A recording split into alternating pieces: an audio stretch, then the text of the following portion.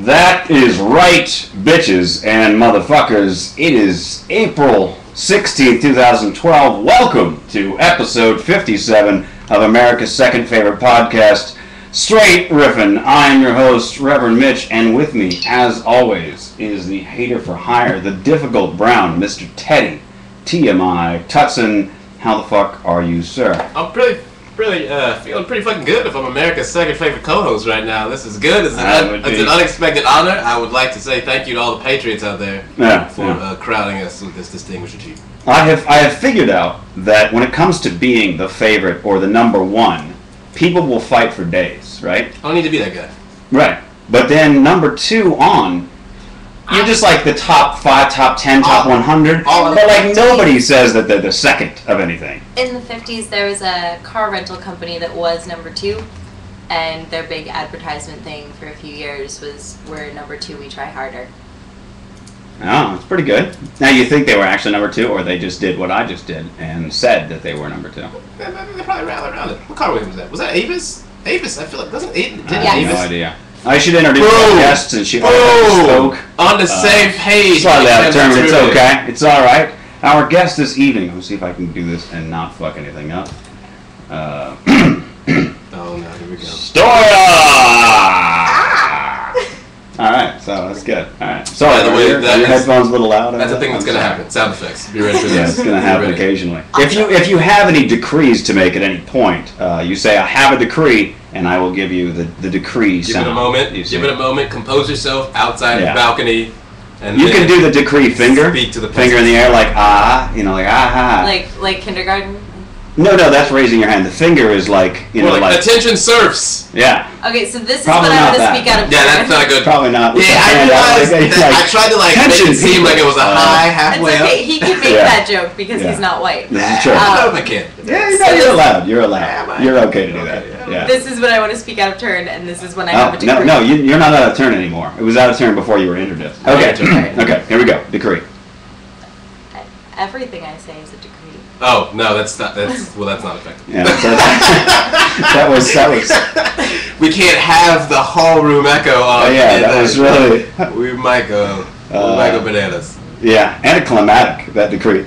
A decree of everything I say is a decree, though. Is a very meta decree. That's a good decree. I'd just like to say, this morning, I had some donuts that were not up to par. They were all right, but not the best donuts I've ever had. That's my decree.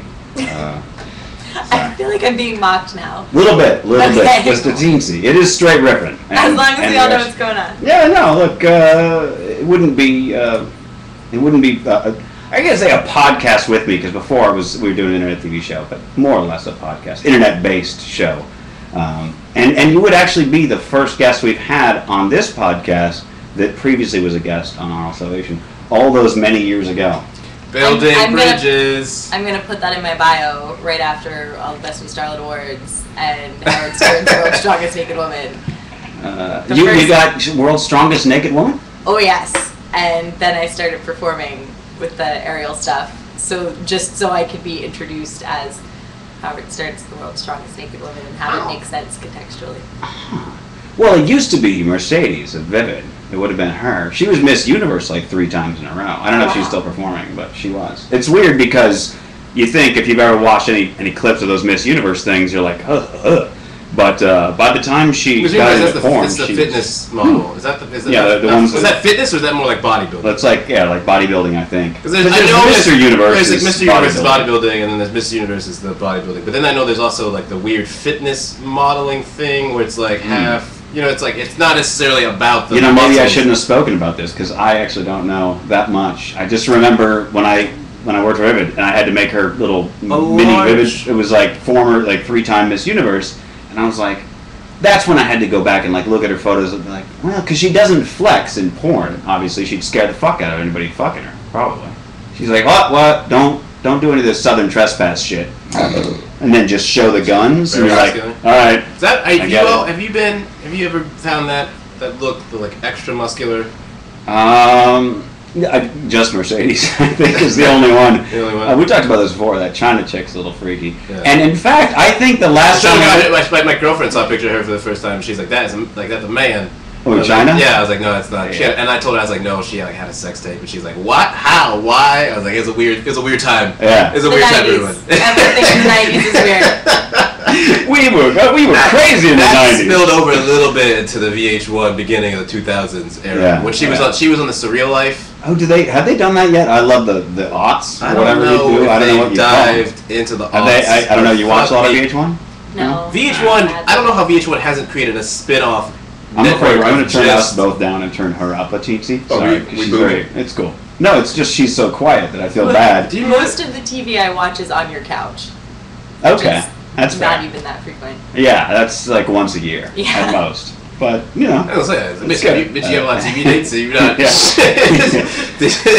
She'll hop into town for like 5 hours and be like, "Hey, I'm in town. I'm down the street. Let's go have tacos or something, and then we'll come and hang out and drink and I guess watch TV." I got 2 days and 5 seasons of Dexter.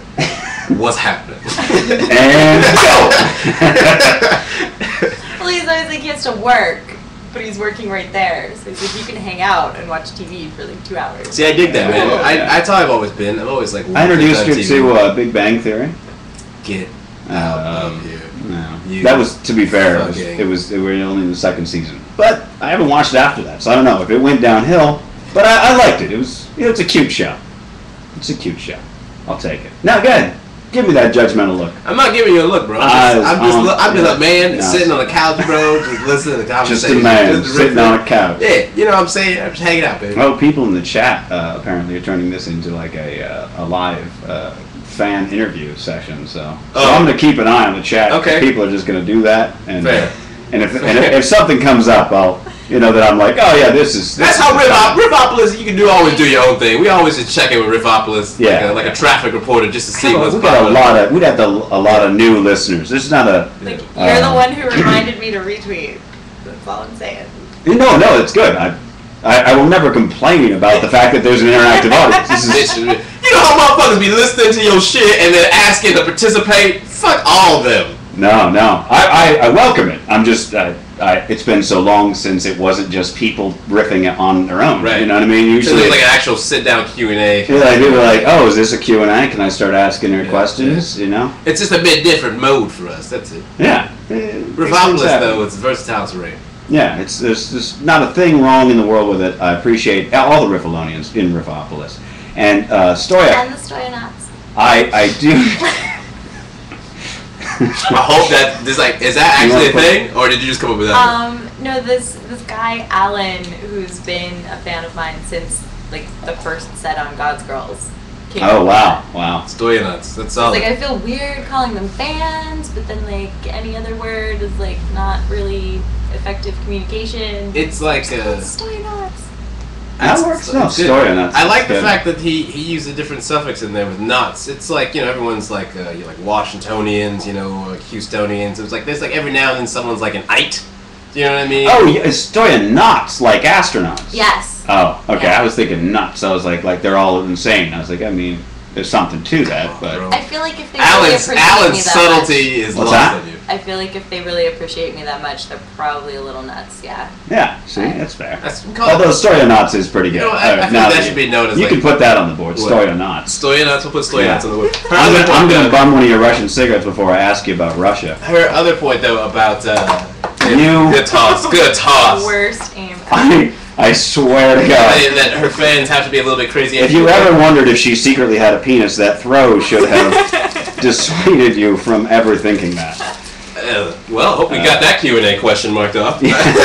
That's good. But Jesse's theory about his last week when he was about how I don't know what attracts people to the crazy in me. You know what I mean? Yeah. That whole thing. Yeah. That's the Jesse Case theory. It's like if you like me, there's got to be some part of you that's crazy. You know? Yeah. It's a natural phenomenon. It needs a name. Case? A very hilarious comedian, a friend of ours who was in here last week, and he was speaking to a lot of the fans that he attracts, and that they're just. He was worried about the length of our podcast. He said it was too long, and we said, well, it's 2 hours. It's just enough. Yeah. He said 1 isn't enough, and 3 is a bit too much, but 2 is just right. Mm-hmm. And so he was saying that he already gets worried when he does a half-hour podcast if somebody references something in the last 2 minutes. Then he gets worried. He's like, "Oh, you listened the whole way through? Like you're crazy." And he's like, "So if people do that for a 2-hour podcast, like, you know what I mean?" And his whole thing is, I don't know what I put out about myself that lets other people who are crazy look at me and think, hey man, I'll make it okay.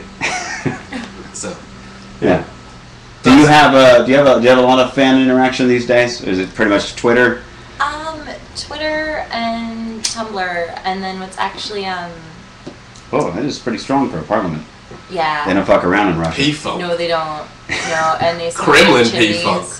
They smoke like chimneys all the time, everywhere. The Chinese, did you say? Chimneys. It was black. No, I thought you said no, the Russians. Because I've heard the Chinese also smoke like chimneys. I've not been to China, so I don't know. How much time did you spend in Russia exactly? A week and a half.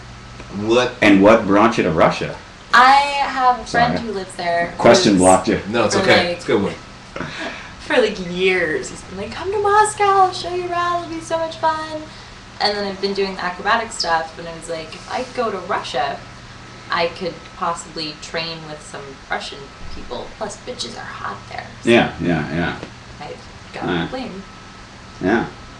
I will say this about Russian chicks with the Russian accent. I don't know if I'm alone on this, but they always sound like they're plotting to kill you. Oh, no, yes, no, I was going to say. Yeah. It's unsettling. There's something about it. How will you do that? And you're like, I'm good. Okay. I think the Russian accent. Like, yeah, I'm good. It's always been. I get you a drink. No, I'll get it myself. I don't. Yeah, I don't know if it's because I had bad experience with like my first real. Did you have? My computer science teacher, Mr. Rahmatulin, in high school, did not care for me at all. No. Kicked me out of class a few times. I was merely just talking about the chicks, but I guess the guys. The accent. I mean the accent though. Right, like I didn't trust anything that he said. Do you know what I mean? Sure. He just probably was like a very.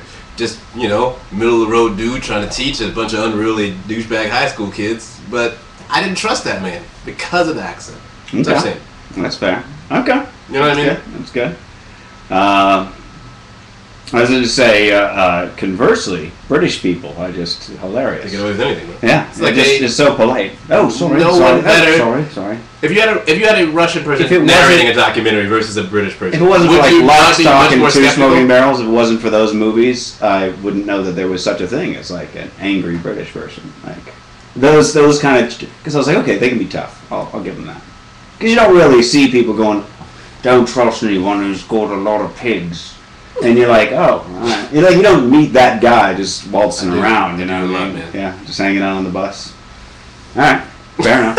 Fine, fuck you. No, shit on my point. No. It's cool. So how was Russia? Back to Russia. It was cold back to and the snowy, USSR, which was awesome. It's no longer the USSR; it's the Russian Federation. Come on, really?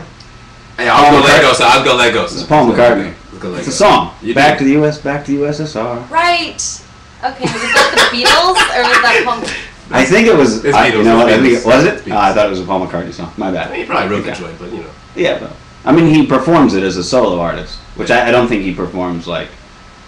I don't know. I'm not a Beatles like trivia person. I mean, I'm sure he plays it as a solo thing. I mean, I'm sure he gets the request, dude. Well, I mean, I wonder how many Lennon-written and sung songs Paul McCartney plays when he's solo. I don't know, man. And I don't know enough about the Beatles to know which ones those would be. If I was Paul McCartney, I would just play Hey Jude as my whole concert, and then I would walk out that bitch feeling very accomplished. All right, now let's do a 1 hour encore. I'm just saying. You paid money to see Paul McCartney, and he played a 45-minute rendition of Hey Jude. Who's gonna complain? No one. Hey Jude. Actually, he could probably just walk up and down the thing and be like, no, and then shaking hands. Everybody's like, this is the greatest day of my life. I love this song, and I shook his hand. Yeah, right. How long does it take to shake that many hands? You go home and tell your kids, like, you know what just trumped you being born? I saw Paul McCartney play Hey Jude for 2 hours. He shook my hand. Strangers put it on YouTube. It was a glorious occasion. Never washing his hand again.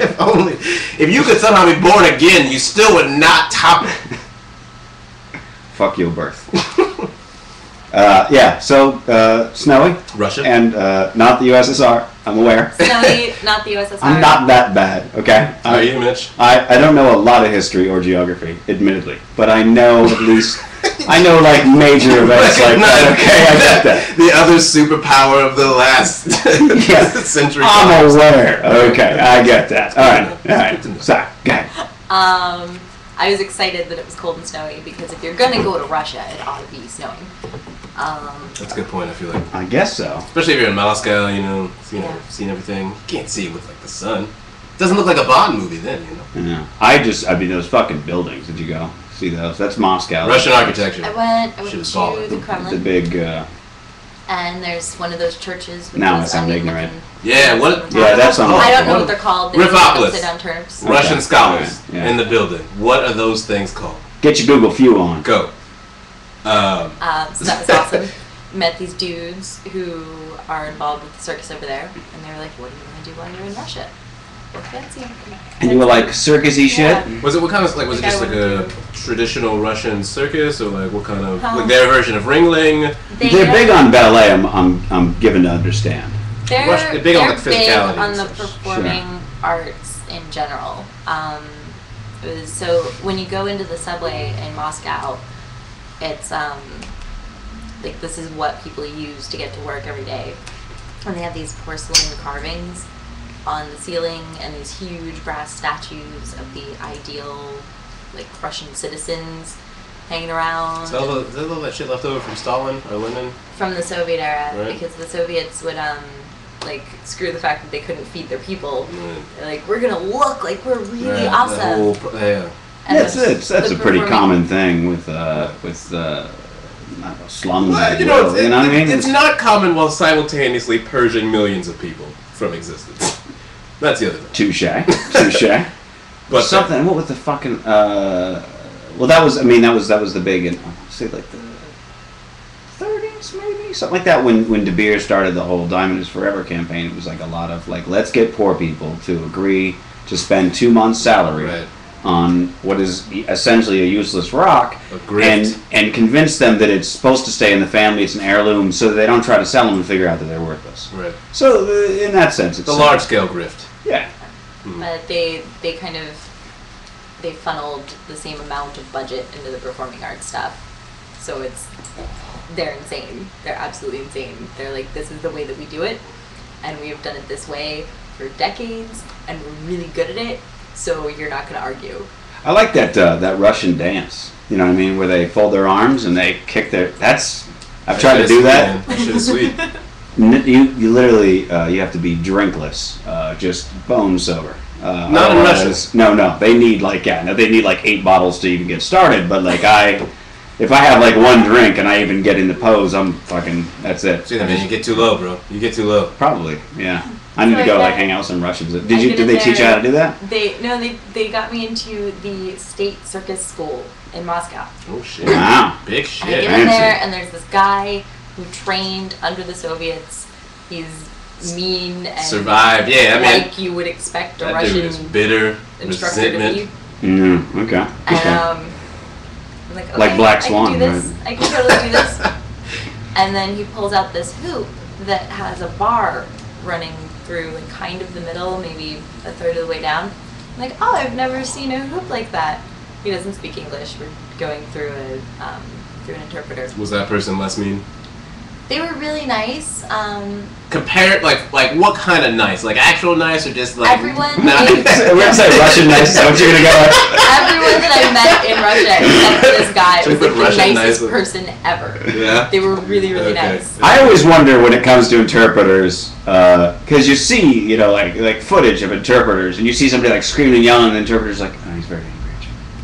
And they're like, I don't feel like I got the entire point of this argument. A lot of consonants that I feel. I think he said something about my mother about 4 times. Yes, he's also not a fan of the person who gave birth to you.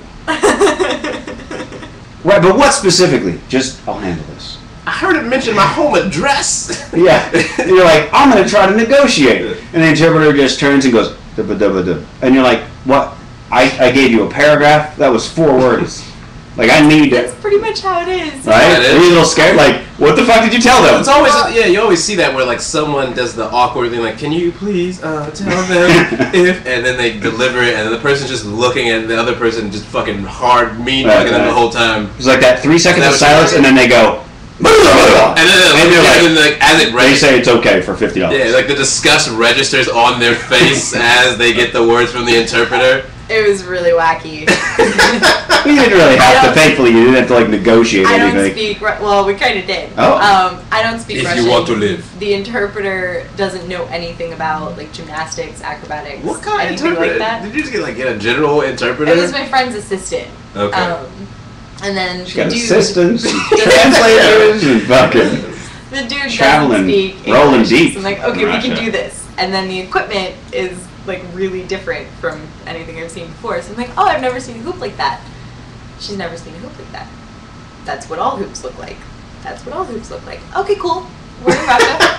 I know how you guys work. Yeah. So obviously what I've been doing is not hoop, and this is what real hoops look like, and we'll just like play it like improv, and that's now reality moving forward. Did you go like, let me go second, or something like that? No. No? This is a private lesson. Oh, wow. Alright. Oh, that's why it was so fucking, you got nothing. You got nowhere to avert the gaze or the attention. Me for an hour. It's just straight up all that old school Soviet fucking concentration. Did you do alright? Like, you work it? I did okay. A lot of yelling and screaming. The translator's like, you're not doing it right. Probably just do it a little slower. Yeah, you're getting instructions yelled at you in Russian. But with ballet, it was always like you're doing it. Yeah, no matter what you're doing it wrong. That's pretty good. And that's the way that this guy was too. This is like, you're doing it wrong. I'm like, am I really doing it wrong? That was also Stalin's approach as well. Wow, that must have been nerve-wracking. It reminds me of like in PE or something like that. I would zone out and just not pay attention. They'd be like, oh, we're doing this new thing, and I just whatever. And then it was like everybody get in the line. I'm like, I'm so glad I'm not first. I'm like 10th. I'm like, I'll just watch and that's what you're doing. Okay, so that would freak me right out because I'd be like, I have to pay attention. I don't want to go. Oh yeah, no, that'd be terrible. You wouldn't trust the interpreter at all. No, sir. You wouldn't be able to concentrate on anything. Because how do I know? You would be like, that hoop clearly isn't all hoops. I've seen other hoops, sir. This is not. That is not the. You never back talk. I'm sorry, instructor. I'm going to need to see your regulations body because this is not a regulation hoop. I need to see the standards body that approved this hoop first and foremost. There are. I'd also worry the translator be like, you're losing my inflection. Like I have a certain. I can get away with saying certain things in English. I feel like just with a smile. There are few universal principles that people can agree upon, but I feel like don't backtalk or sass a Russian instructor has got to crack like top 10 that everyone's like, yeah, we're okay with that one. That's an important one. Like, we're okay, we're good. Also, we're good when you're going to a foreign country that speaks a language that you don't speak, you need to know hi, thank you, please, and sorry I'm butchering your language.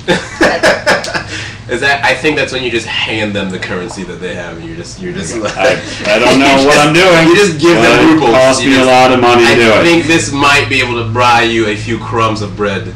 I've heard things somewhat dilapidated. The lines are insane here.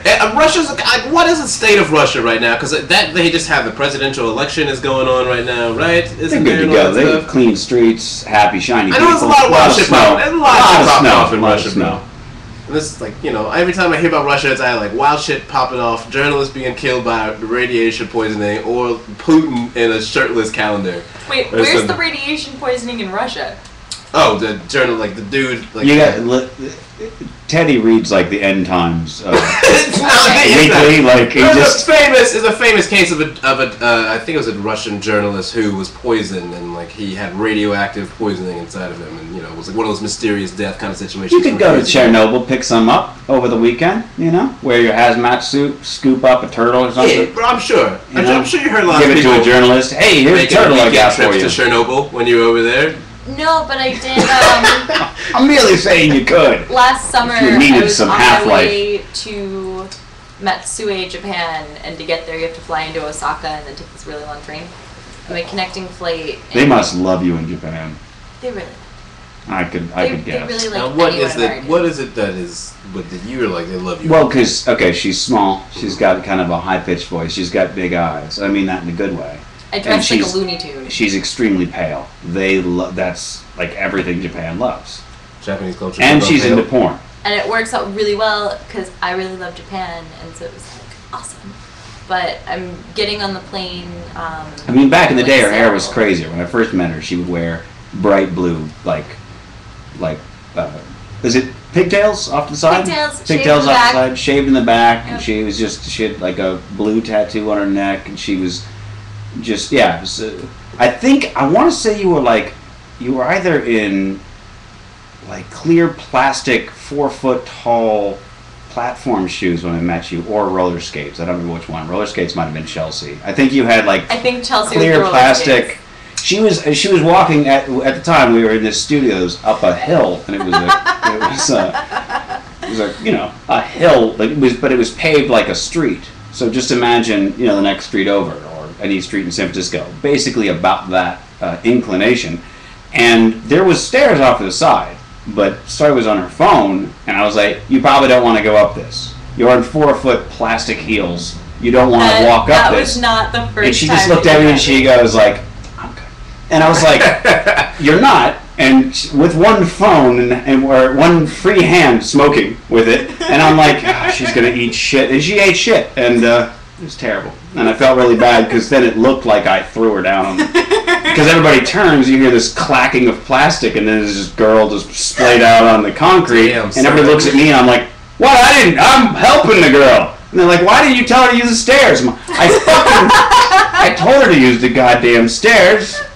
So, sorry, she got me in a lot of trouble. That was not the first time that we met, though. Was it not? The first time that we met was that party. No, that was like after. I don't think so. I'm pretty sure. Go on. I think it was. It was like a 4th of July. I myself by spitting whiskey and Coke in your face. Fuck no, right, you did. No. This is what I introduced myself 20. The same way to Mitch. I was like, "Are you Reverend Mitch?" I've heard this is what we do. I'm sorry, he was talking to Stoya. It's not the native tongue. I'm sorry. No, because here's now what I remember. Because we did that show, and then it was like a 4th of July party, and you were there, and I'd already met you, and you were 20 at the time. And Annalise said... I was definitely not 21. Yeah, and Annalise said... Annalise goes, Mitch, you need to watch over these girls, and Stoya can't drink. She's not 21. So, fast forward about an hour, where I was like making notes. I had a little mini recorder for comedy and stuff. So I was like making notes. I thought you were making notes on the charges that you had, like you were. Oh no, I was actually also doing that. But so you were okay. Yeah. But I'm saying I always had my little mini recorder anyway, and so and she caught me doing that, and I was like, I'm making jokes. Remember later, and she's like, are you building a case? And I was like, also Stoya's been drinking. Right? So like an hour later, I waltz into like the back of Cinespace, and at this point, Stoya had a problem with clothes back then. So she was wearing like. Have a problem with clothes. That's probably true. I definitely went to the XRCOs in a see-through shirt last week. I don't know what those are. It's a porn award show, and I took the metro from downtown, dressed like that. All you had that night was your GG panties and blue electric tape on your nipples. That was all she was wearing. That was the entirety of her outfit. And I walked up and she was drinking, and I said, "Hey, you're not supposed to be drinking." Like as a joke. I don't give a fuck if she was drinking. Who cares? And she knocked like half of it back. And I was just like, and then she just smiled, and I was like, something bad is about to happen. My thought process was something bad is about to happen. And then she like grabbed my head and went, like made sure she got her mark. Grabbed my head. Damn, that's vicious. You grabbed his head. I thought you just did the old launch pad, but you did the lock-in and the launch. No, that shit is tough. That's aggressive. Well, it was also, it's one of those things that's also incredibly fucking intelligent because the thing is, if a woman, an attractive woman, reaches her hand around the back of your head and leans towards you, you're gonna be like, oh, dude, something cool is happening. Nope. Not you, because you fucking read the end. Because I know that people be spitting shit in people's faces at parties, son. I know the game, baby. I done seen too much. See, too much, son. If I was hanging out at a party and some hot girl grabbed my back of my head, I'd be like, oh no, this bitch is about to stab me. I gotta get out, son. Look how innocent that face. That's exactly the kind of face that would stab me and try and throw me to the left with the old okey doke by grabbing my head. I'm not gonna fall for it. I brought all Kevlar to this game. Oh, I do have a photo of right after she did it. No way. I do have that. No way. Yeah. Now, but she was like licking it off. All of these years, I've been telling people that we met because I spit whiskey and coke in your face. You know what? Go with that. It's a better story. Oh, man, but fair. There's the photo, so you can see her outfit, if you call it that, and her hair at the time. Like I said, it was like a bluish purple, and it was like in Princess Leia buns. Look at that silly ass grin on your face, bro. Well, I think half of it is like, well, someone's looking at my face right now. And the other half is like, fuck, she just spit all of that. Delicious. Delicious. Like, I can taste whiskey in my eyes right now. This is, my retina tastes like whiskey. Yeah. So let's go with that was the first time. That's it doesn't really matter. I was merely remarking, so that's why I say Japan would love you, because I remember your various styles, even the way back when. Yes. So Japan, getting on the plane to actually go to Japan, and a man at the gate, Japanese, sits down and asks where I'm going. And I'm like, Matsui? And then he gives me a lesson on Japanese pronunciation because the syllables are really important. I'm given to understand that females speaking Japanese and males speaking Japanese, there's a very different way. Because there was a guy I knew who was like, yeah, my girlfriend, my Japanese girlfriend I picked up most of what I know from her, and so I was going into like corporate meetings talking like basically a Valley girl. It would be like that'd be like going to a Fortune 500 company and be like, oh my god, you guys, we I need startup capital, we are due to make at least $5 million this year. It's gonna be fucking badass. Okay, like you have no idea. Apparently that's what it sounded like to them because they were all just laughing their tits off at him because he was like, and apparently that's like the girl. If you watch Japanese girls when they're very excited, I have a lot of Japanese horror porn, and they're like, and you're like, oh, okay. And then the older guy's like, ooh, can you do that one more time? No, I don't. Your face, I have a whole face changes. I probably sound terribly racist right now. A little bit, yes, but like your whole facial demeanor changed. Like you've done a lot of accents and stuff, but I've never seen it all. Like it just like comes into the center of your face, like all the islands of Japan pulled together like Captain Planet style. There is sort of like I have to tense up because it takes a lot of throat muscle. And then you lift them up with it. Mm-hmm. I'm not trying to do like slanty. I'm just it's like you get that's not fair. Look, I'm you're not doing yourself any favors. I know. He consistently tries to get me out of trouble by going, you probably shouldn't explain yourself because it makes it worse. I do that. I consistently ignore that advice. That's what a co-host does, man. You try and save a friend, but No, it's cool. Motherfuckers love bridges and jumping. And yet, Stoya's having a ball over here. She's like, I know, you haven't seen me bury myself in a while, so it's cool. No, you're having a ball. So Japan, the guy, he's like, don't go near Tokyo. I'm like, well, I'm pretty sure, the Tokyo's here, and Osaka's here, and Matsue's over here, so I don't think I'll actually be going anywhere near it. But just to make sure that I had really understood him and was going to listen, he rolled up his shirt sleeve and showed me his radiation burns. Damn. Because he had been up at Fukushima. Yeah. He had been up there, and he's like, no, really, don't go near Tokyo. I'm like, it's still in Tokyo, no less. Fuck. Damn. Dude, I mean, they lied about everything in the beginning. It's a much worse disaster radius than they ever thought. It's terrible.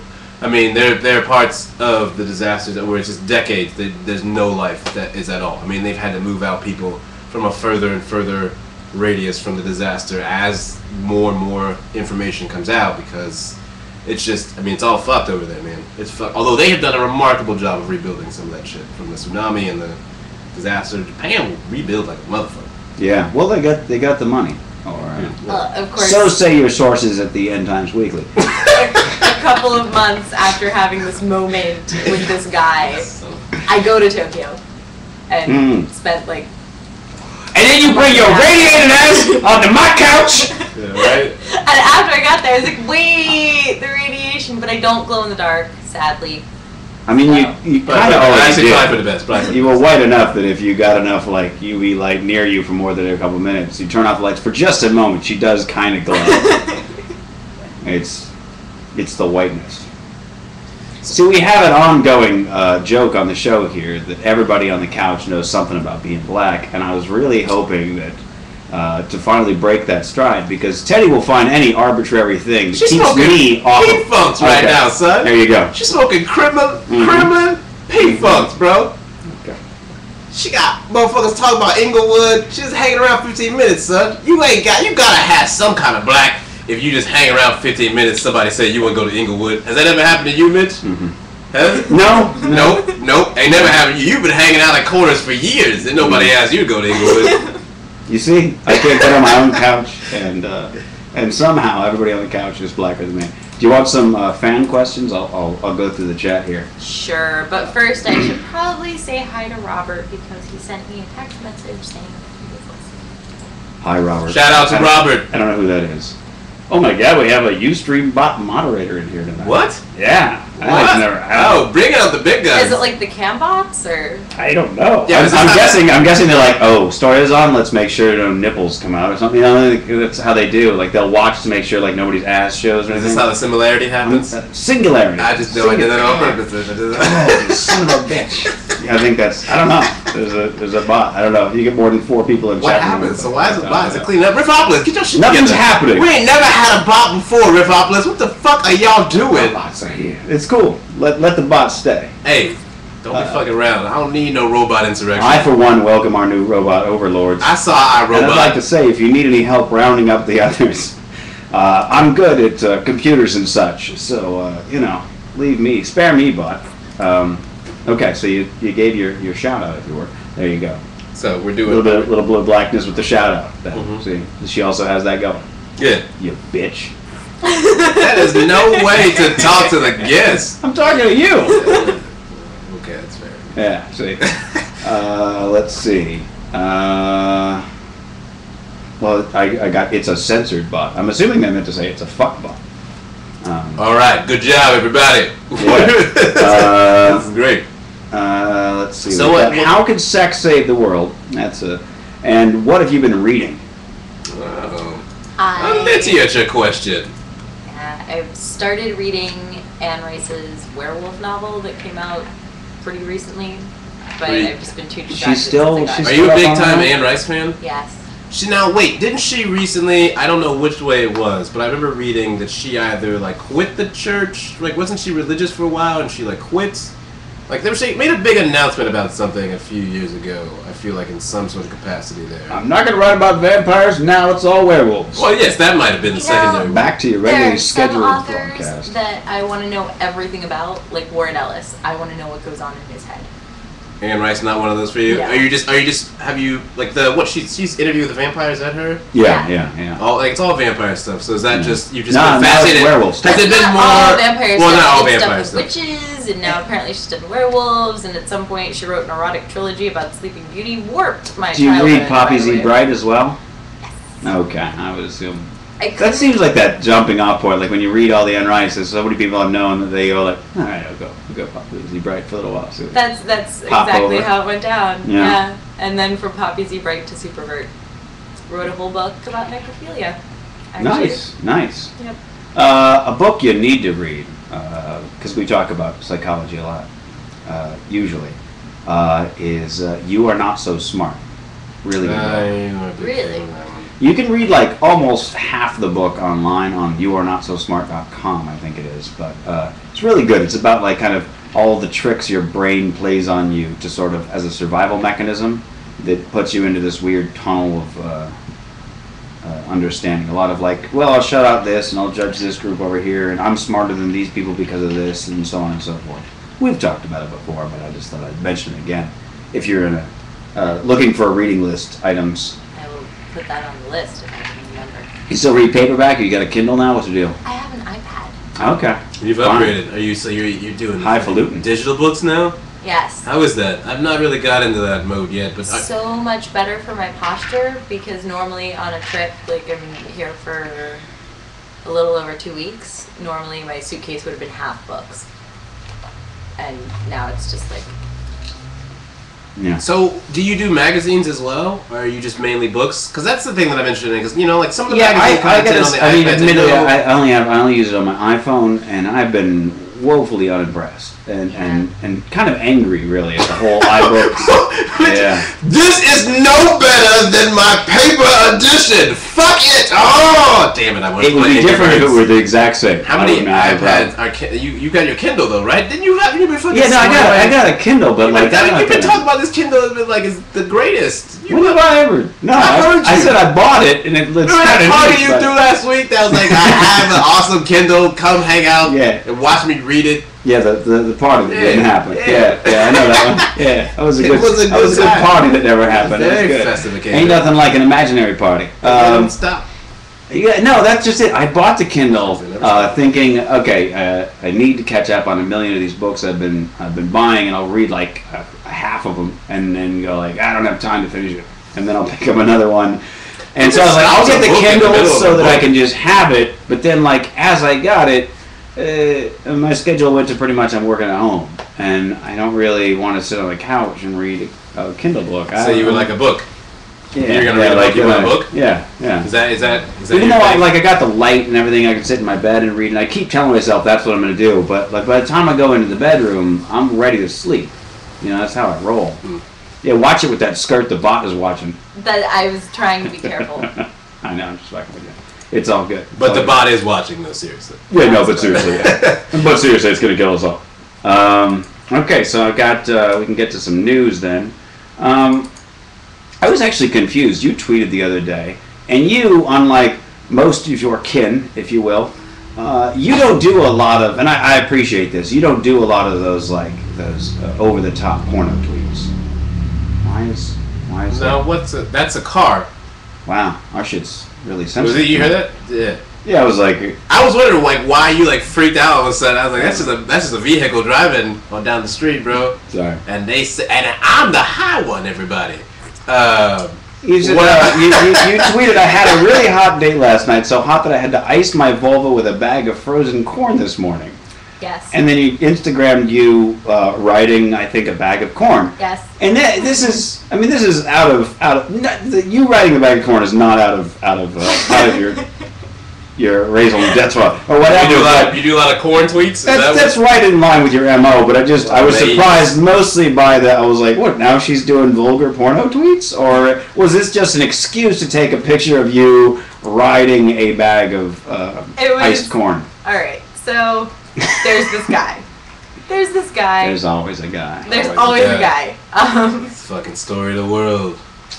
Why were you on a bag of corn? There's this guy. That's gonna put that on the board. We're gonna put there's this guy on this board. There's this guy. And then parentheses next to it, bag of corn. Yeah. Okay. Alright, but this guy is really, really hot. See that shit? We had sex a number of times years and years ago. Mm-hmm. And then we recently found ourselves in a position to consider having sex again, but I was over in New York and he was over here, and it was like a month of text messaging build up, and then because I'd stopped having sex with him for years, and then there was a month of build up, he really put it to you. Yeah. You can say fuck. I mean, you can curse to the bot. Fuck the bot. Look. He fucked the fucking living daylights out of me. Okay, that's good. See. Well, now listen, there is a bot. Okay, you got fucking real. That's stupid. Yeah, and I hadn't had sex for like 3 months before that, so my vagina was like, "What is going on?" And then I had also just set up an Instagram, and I had Instagrammed one picture the day before of like something that was already on my phone. So it's like, I need to take a picture of something for Instagram. I should take a picture of me icing my vagina, because that's what I do when it's maybe, like, you know how, like, it's... Been fucked! Yeah! I was trying to think of more words after that, and I was like, no, let it go. You went real full-hearted there. Like, you ran up on the diving board, I was and really you hoping that she was and you're like, oh, I slipped! I slipped. You just like fall in awkwardly and just very disjointed. Yeah, fuck that you up. You got maybe. I really thought because there was a look where you were like, oh, I've got the end of this sentence, and then I was like, no, just gonna okay. That's like Family Feud when someone just like yells out a wildly inappropriate but correct answer. Blowjob. No, that's not the first thing a wife should do if she's trying to get the house clean. Yeah. It's not. Not on that show. I don't know why. I think they like take out all the good ones. You know what I'm saying? It's never really good. No, that was actually it was like when you're a kid and you're on the high dive and you're like, Mom, watch, and she's looking, and just as you get to the end, Mom stops watching. You're like, wow, and then you just fall over, and then she turns and she's like, why did you break your skull? No more diving board for you. And you're like, I would have been fine, but you turned and got. I do that frequently. Smack your head on the diving board? No, I have this contortion coach who describes himself as a big gay ape.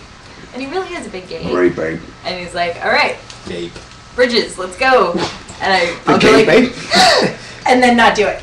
And he's like, that's really cute. Let's do it. I'm like, okay. No. I can remember doing that when I was first learning backflips. I know. I did at the backflip stage. I don't do them on solid ground. Do your feet come, like your heels come off the ground at least? Because I know I would do that. Doing front handsprings? What are you doing? Yeah. The bridge. I mean, your Twitter profile is like you as the letter O, or your Twitter picture, which I don't think I could show. I think there's a nipple there. I don't know. No, there's not on the Twitter one. Okay. That's a crop of a. Okay. Well, then I can show. So you see like nipples. It's her kind of doing. Did you get any kind of contortion action when you were in Russia, or? Just 1 hour on the hoop, and the way that the hoop was. The fucking hoop, man. This hoop is fucking mythical now. It scraped a hole in my hand. Do you have a picture of this Russian hoop? I do not. Damn it. Oh, I see. They don't let you. This is Stoya's impression of the letter O, as you can see. That's crazy. Pretty good likeness, I say. I can believe it. Yeah. I believe it. So there you go. Or maybe a lowercase a. Anyway. So I needed something to put on Instagram. Yeah. And I was like, I'll just go ahead and do icing that. of the vagina, yeah. I've also been taking business. And his ego grew 3 sizes that day. Which is, hey, it's no reason to not do it again. It's fine. I'm just saying, right? That's what gets you. When chicks tweet about you. What? As just a person. Like when chicks are like, yeah, I'm going to fucking put up something on social network and make an inside joke about some shit that's happened with me and some dude. Yeah, I guess that'd be cool. It's always the... No. That'd be cool, I guess, man. Nah. Okay. It's, girls bragging about things. Everyone do that thing where you're like, you're banging out with somebody, and then next day you're just on Facebook, and you're like, let's see if they made any kind of, like, vague reference, you know what I mean, that only I would understand. It's always, it's never like, oh, he rode me like a dime store pony. It's always something like, mornings are better with someone else. And especially when you're feeling satisfied. Wink, and you're like, I know what you're talking about. What's up? Hey. Like such a memorable evening or something like that. Right. And you're like, yeah. But of course, you go the other route. You're like, I'll get vulgar. Icing my vagina because I've been fucked too hard. Look, I am vulgar. No, I know, that's good. I head into like vulgar about penises that went in my vagina territory. That's what was my big... So I was sitting there going, she just wanted to ride a bag of ice porn. Nobody fucked her. Like, come on. Because you've never done that. Like, you tend to be... you'll talk about sex with yourself, yes. And just sex in general, and many vulgar things. But rarely do you reference anybody else existing. True. So... True. Yeah. Very self-centered. No, it's good. It's good. I don't like the other ones. When I go home, it's nice because then he's closer to the center of the universe. Oh, how cute. Scientifically, actually, everyone, wherever you are in the universe, is from your vantage point the center of the universe. That sounds like existentialism. That shit is dumb. No, I'm not talking about philosophy and shit. That's dumb. From a science standpoint, no science. Because of the ever-expanding universe, centers of the universe. That's cool. Your vantage point will always be at the center. You lying. This is something that a scientist... Bring me a scientist right now to say that shit. Bring forth! Bring me... I will bring this up with the editors at End Times Weekly. Rivopolis. So what you're saying... Any scientist.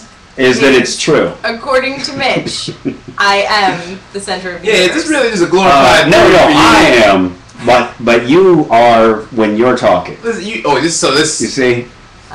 So you're not right now. I'm the center of the universe, right? See, for me, I'm the center, right? But you are. See, forever. I need everyone to shut the fuck up, right? If we were all occupying the same space, like somehow all our heads came together, then we collectively would be. No, son. Lauryn Hill addressed that. Two MCs can't occupy the same space at the same time. It's against the laws of physics. That's a fact, Mitch. Yeah. Well, I'm aware of the MCs. I mean, you can't. What are you gonna? And people as well cannot occupy the center of the universe. What's happening right now to the center of the universe, Mitch? If we're both talking. What happens to the universe? Well, in your case, nope. You're the center. We're in the same room. Well, then I guess it would be right here, right at the edge, because this would be the center of this room. Isn't that how black holes are produced? Well, then I shouldn't point at it. I don't want it to get I don't want it to get all riled up and uppity. I can call black holes uppity, right? Like, black holes uppity. Come on now. Son of a bitch. I don't think black holes have any history of slavery or oppression. So I think it's okay to call black holes uppity, because they are, like, if anything's uppity. I mean, without it, it's a black hole. If anything's uppity, it's a black hole. Yeah. You ain't doing yourself no favors. White dwarfs now all of a sudden? Nobody know what the fuck a white dwarf is. It's the opposite of black hole. You lying. Our sun's a white dwarf. You fucking lawyer nerd. Yeah. Okay, so I have to. Coachella was this last weekend. I'm sure. I don't know if you've all heard about this. The Tupac hologram. Hologram Tupac. Yeah, this shit is. Okay, dumb. I watched a video of it. Now the part that fucked with me is like, first off, he looks like hologram. Well, yeah, he looks like a cartoon character on like Xbox, like one of those dancing games. Because Snoop comes up and he goes, "What kind of party is it?" And then all of a sudden he like goes from standing there to he's dancing, and he's it's something about a gangster party and everything else like this. And but there's a part of me that goes like, and Snoop is always high, and I just can't imagine. You have got to have seen some seriously crazy shit in your life to be standing on stage with a hologram of your dead friend rapping with him. And just be like, "Yo, man, what kind of party is it?" Like, that's not how I would react, right? Like, I was thinking that in my head. I was like, do you know how? It's got to be a Guinness World Record. How much weed was smoked in the dressing room before they headlined Coachella to get ready? Like, imagine if you just took the average person. You're like, all right, I'm gonna bring back your dead best friend who was murdered graphically, and the whole world saw it, and he's gonna be a hologram. Yeah, and everyone's going to watch. And P.S. You've got to rap with him. And it's streaming live on YouTube for the world. We've written some lines for you to use that the hologram will respond to. So when your grandmother appears as a hologram, starts crawling up your leg, and then she says, "Ain't nothing but a gangster party," after she was violently murdered by gangsters. You too. Ain't nothing like a gangster party. All right, so I'll play you just the part. I'm just going to play you the part with Snoop walking up to have a discussion, if you will, with a hologram Tupac. Does James Cameron get residuals for this?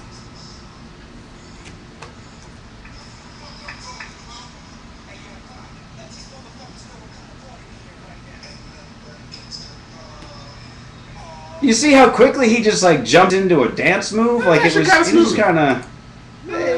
It seemed very strange. See, it looks like an Xbox character. I mean, it does look like an Xbox character. It's a little like an avatar. It does look weird. But what's fucked up is he's like, "Yo, Snoop, what up?" And it's just like, really? Can Snoop see the hologram? Yeah. Because like, I feel like if you could get rehearsal footage. Because he even comes out in the beginning and is like, "Hey, Coachella, what's up?" and all this different stuff, and he's like, "Snoop, Dre, how are you guys?" And they all respond.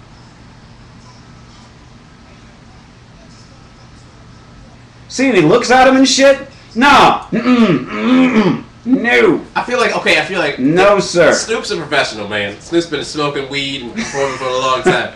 I feel like all this stuff. There's not enough weed to like make that okay. But I guarantee you, if we ever saw rehearsal footage, Snoop would freak the fuck out the first time that he came on stage, bro. I bet Snoop and Dre just bugged out, bro. All right, here's the part where he comes out originally, where he's like, "Yo, Snoop, no Dre." Hold on. You don't see them, though. You just hear them. I'm going to say, looking good. Looking like a cut hologram. He hasn't aged at all. It's impressive. Yeah. And he's just like, yo, hey, Coachella, what's going on, kids?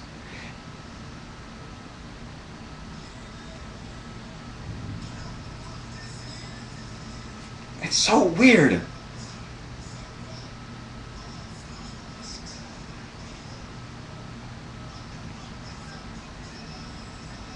Okay, see, like I can't get down with any part of this. It's too much. I don't know. Like, is this a thing now that we're gonna be doing? Are we gonna be bringing back artists as holograms? So so is it? What's the next thing? Nirvana. Like, is it gonna be? Are you gonna pay money to see a Tupac concert, which is hologram Tupac? Do you know what I mean? Are we gonna program it out and you just see Tupac perform? That would be a bunch of shit from his catalog. In Japan, they have like entire fucking Dave like hologram characters. You ever seen those like entire concerts? Oh yeah, and like bump into a hologram cartoon chick who's like the biggest pop stars are like Does anyone remember Gibson's Idoru?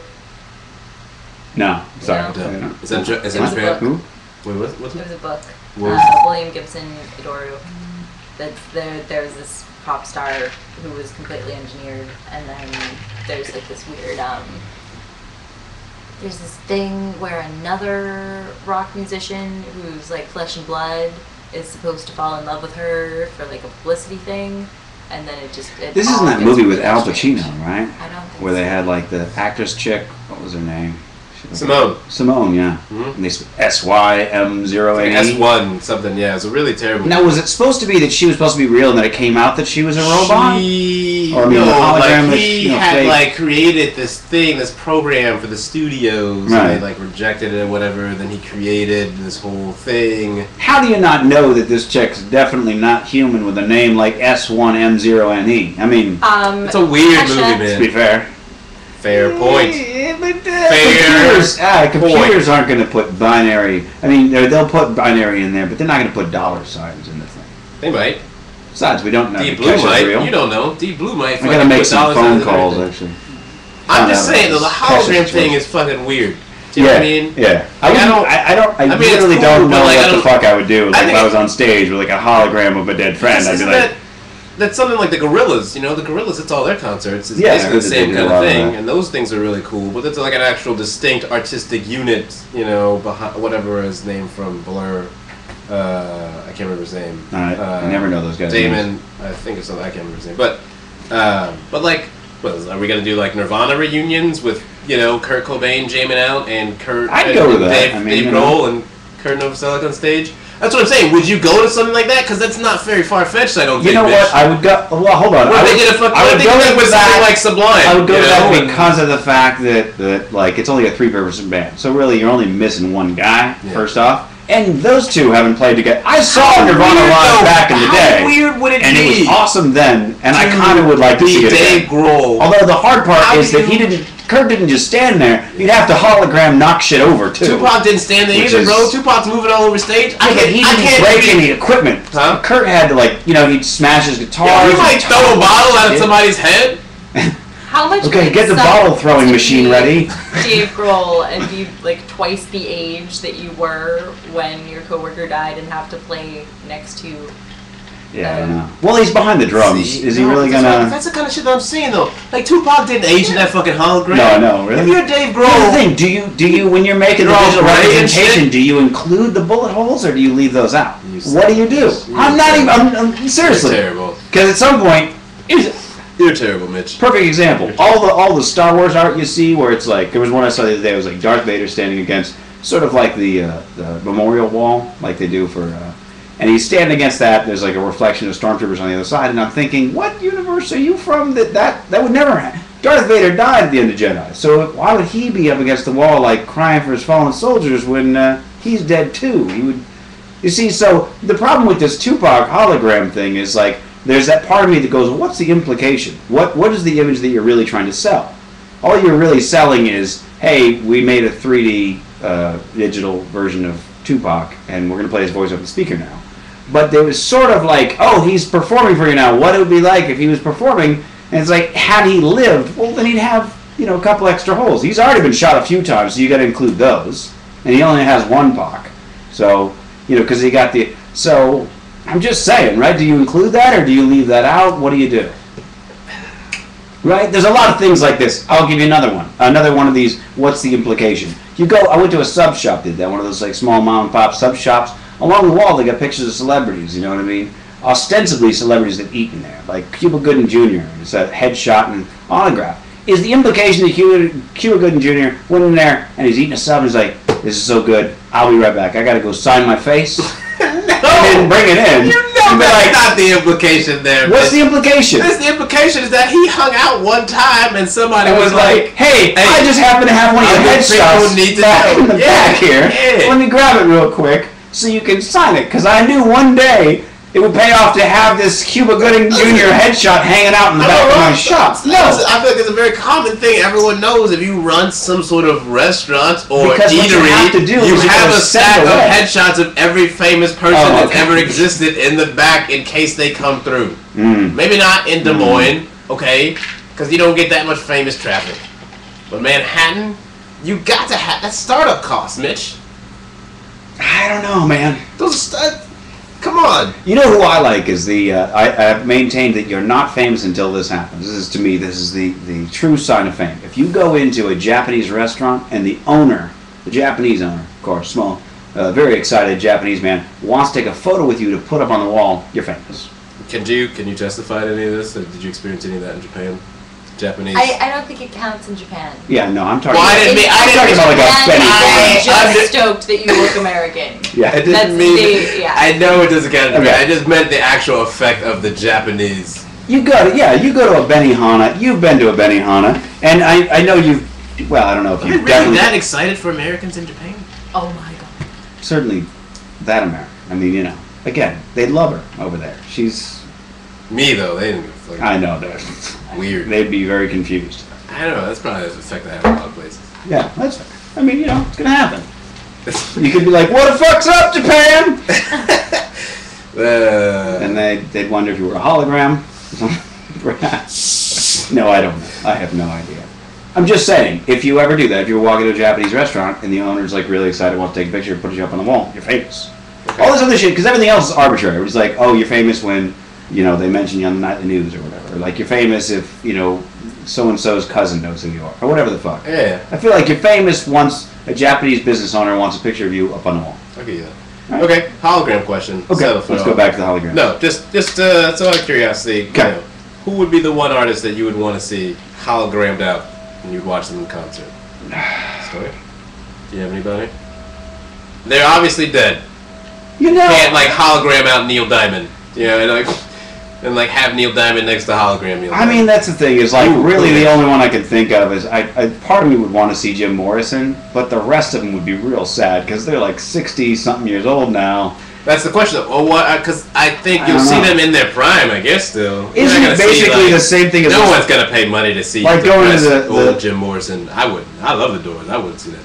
Yeah, but it'd be basically the same thing as going to the planetarium and seeing, you know, you ever seen those like the planetarium and going and seeing like Pink Floyd at the wall? You never saw that South Park episode, huh?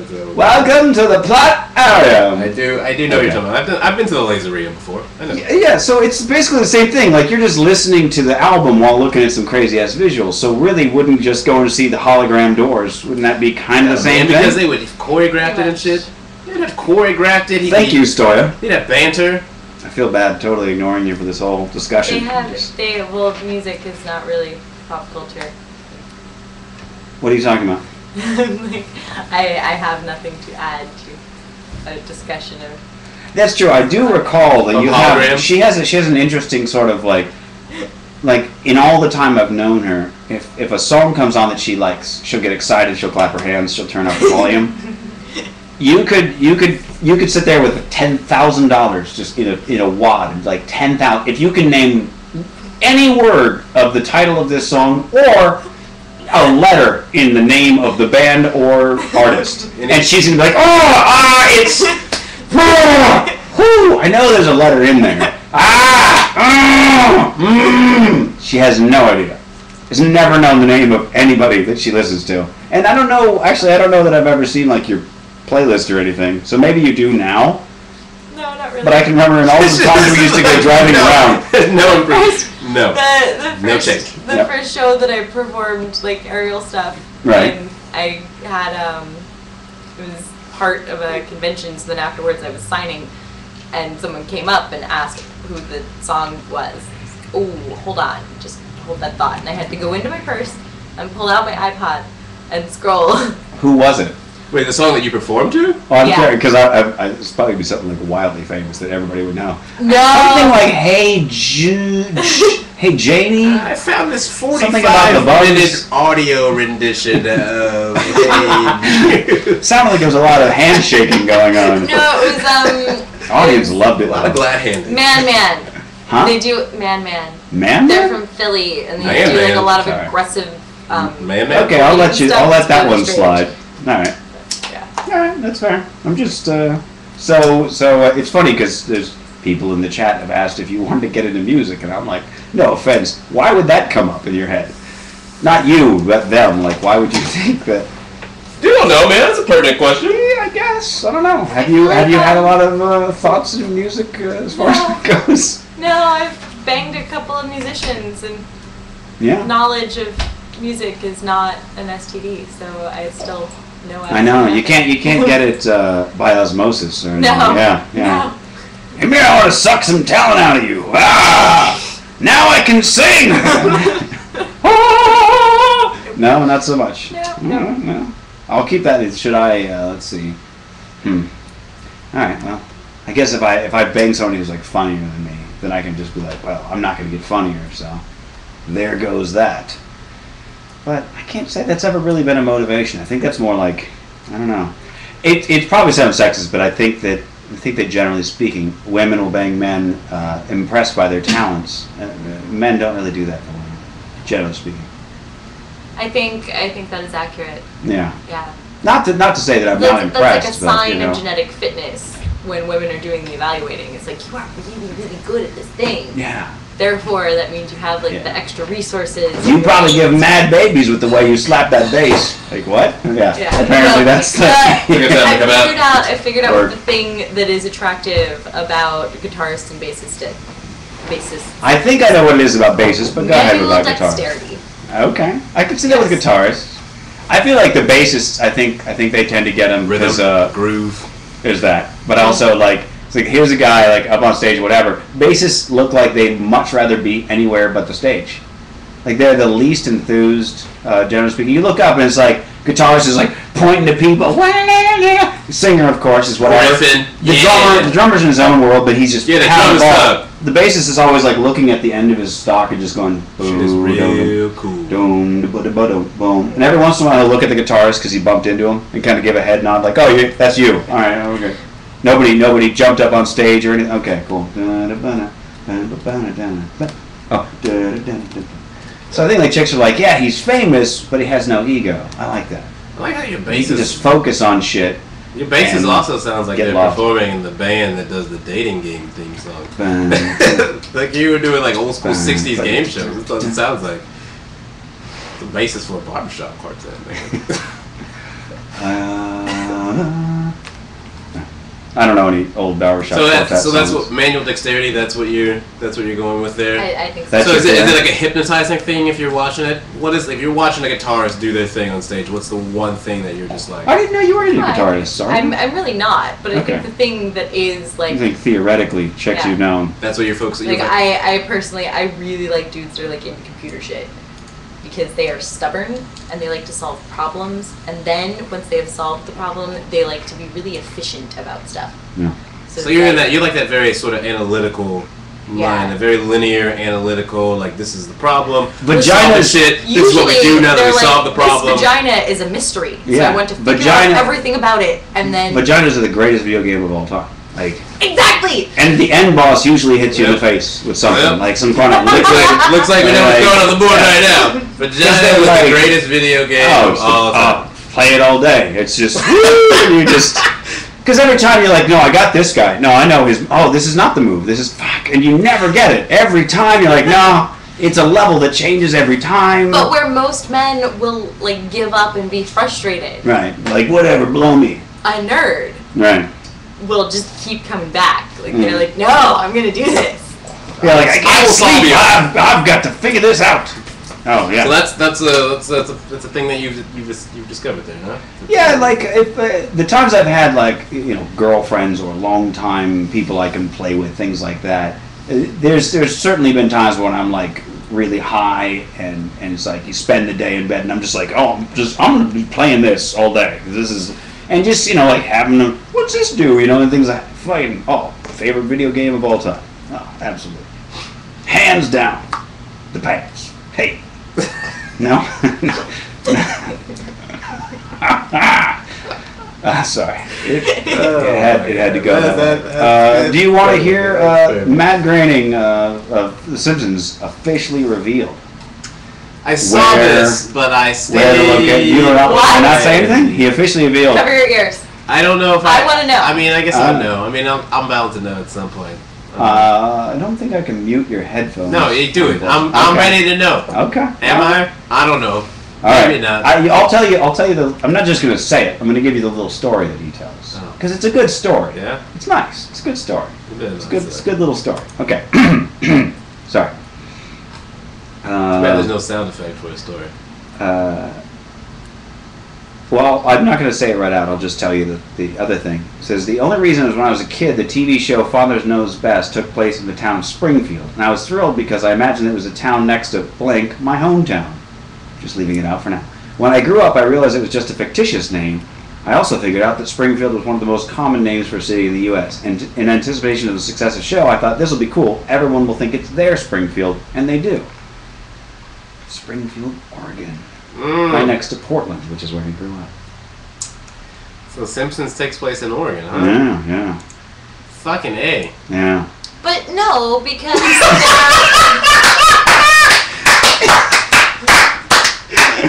the creator is wrong! Yes! Shit, that is why the world is always going to be what it is. Some dude created like, Terry writes these hilarious like Monty Python meets classic fantasy novel books, and there's like 30 of them, and his little world is called Discworld. And he got to the point because he had released like art maps of different areas of Discworld and all this kind of stuff. So there was one of his more recent novels. There's a rooftop chase in the city. It's like the Discworld version of New York or something.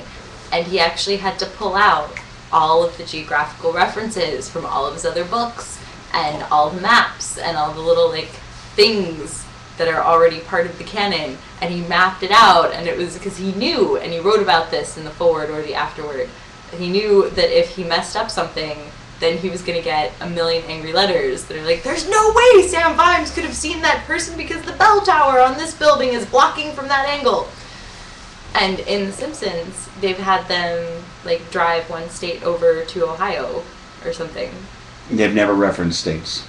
Are you sure? Positive. Are you sure? Yes. I feel like there have been like maps. They've referenced Brazil. The big city. Yes. When he goes. Yes. Like that was. He's gone to New York. He's gone to New York before. Well, I mean, as far as distanced states, I guess I should say that they've never done that because that was like their whole thing. I mean, this wouldn't be a big ass reveal if there was such a clue as you can just drive over to Ohio. And I think there is a Springfield, Ohio, as well. So there is.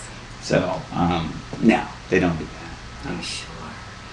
Again, it wouldn't be a big reveal. Oregon, that would be a very obvious. I'm surprised. I expected something from the Midwest, which is weird. I guess I feel like I don't know. I guess I could. I did really. I don't know. For some reason, I did expect Illinois.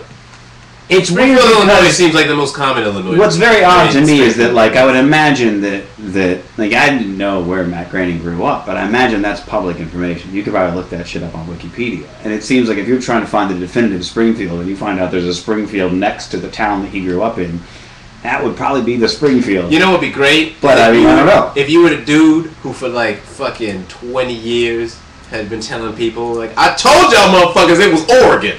I've been saying that shit since like 93. Nobody wanted to listen.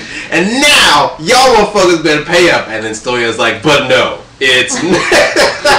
I love that you were vehemently like, no! And I'd be like, I've been trying to collect for 2 decades, son! She's like, nah, Nah. I'm just gonna wait a week or so for someone to comment on the internet with irrefutable proof that it could not be Oregon. Oh, they're going crazy in the chat room. I'm just ignoring. What's going on? What's going on? Ripopolis is Oregon. Can you believe that shit? There has to be a hole. It's there has Oregon, to be something Ripopolis. that they said that I don't believe it either. Impossible for it to be Oregon.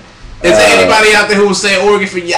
There's got to be that just one people dude. are saying like that they've referenced other states, but I'm saying that my argument is not they've referenced other states. My argument is that they wouldn't say, oh, it's only the next town over So we don't in have Ohio or whatever. I don't think they've ever done that. I feel like there was a shot where they were in the car and they started in Springfield and then it showed them driving and it was very clearly like they had not been driving long enough to have reached where they were on the map if they were coming from Oregon.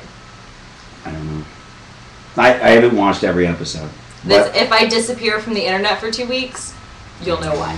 It's so good though. Do some hardcore researching. But I like how the fucking Springfield is your new vagina. It's a weird thing how the creator of a show, you're like, it was Oregon, and they're like, you sure about that? You sure? Listen, I don't think you know your own work, You've been doing a lot of things for a long time, and you put a lot of shit out there, so maybe, just maybe, people have been paying more attention than you have.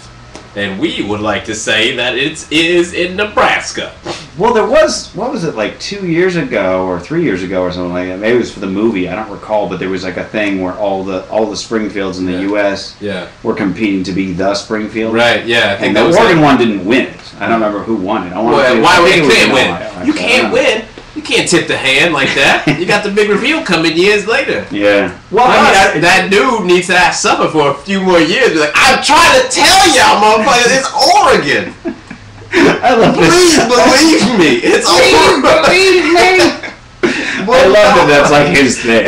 Like, no man, don't you see, don't let James hear you say that about Springfield, man. What you talking about down there? You talking about the Simpsons? No, you know what it is, man. You know what Springfield is. No, James, we were talking. No, I thought you were saying. He was saying that he had a spring in his step as he was walking through a field earlier. All right, yeah. Yeah, don't worry about it. Because you know it's in Oregon, right? No, yeah, we know. We're right. Okay. No, it's cool. It's cool. We got it, man. We got it. Thanks, James. One day everybody go know. Yeah, no, I'm sure, James. Absolutely. Yeah, absolutely. That's James, man. He's crazy about this. He's convinced. Can I get another PBR, please? Get him PBR. There. He's still upset about the hologram thing. I have a crazy story I read about, and a woman named Samantha had bad luck with men. Do you know what a honey trap is? I didn't know this was a service. Apparently this is a service. There's a service whereby you can find out if your man's cheating on you by hiring a hot bitch to hit on him and see if he bangs her. Sounds like the worst idea in a long, sad history of bad ideas. One of my coworkers starred in a couple of pornos about this exact scenario, and in those it ends in tears. Well, yeah. Dude, by the way, what is with the pornos that are like way too fucking...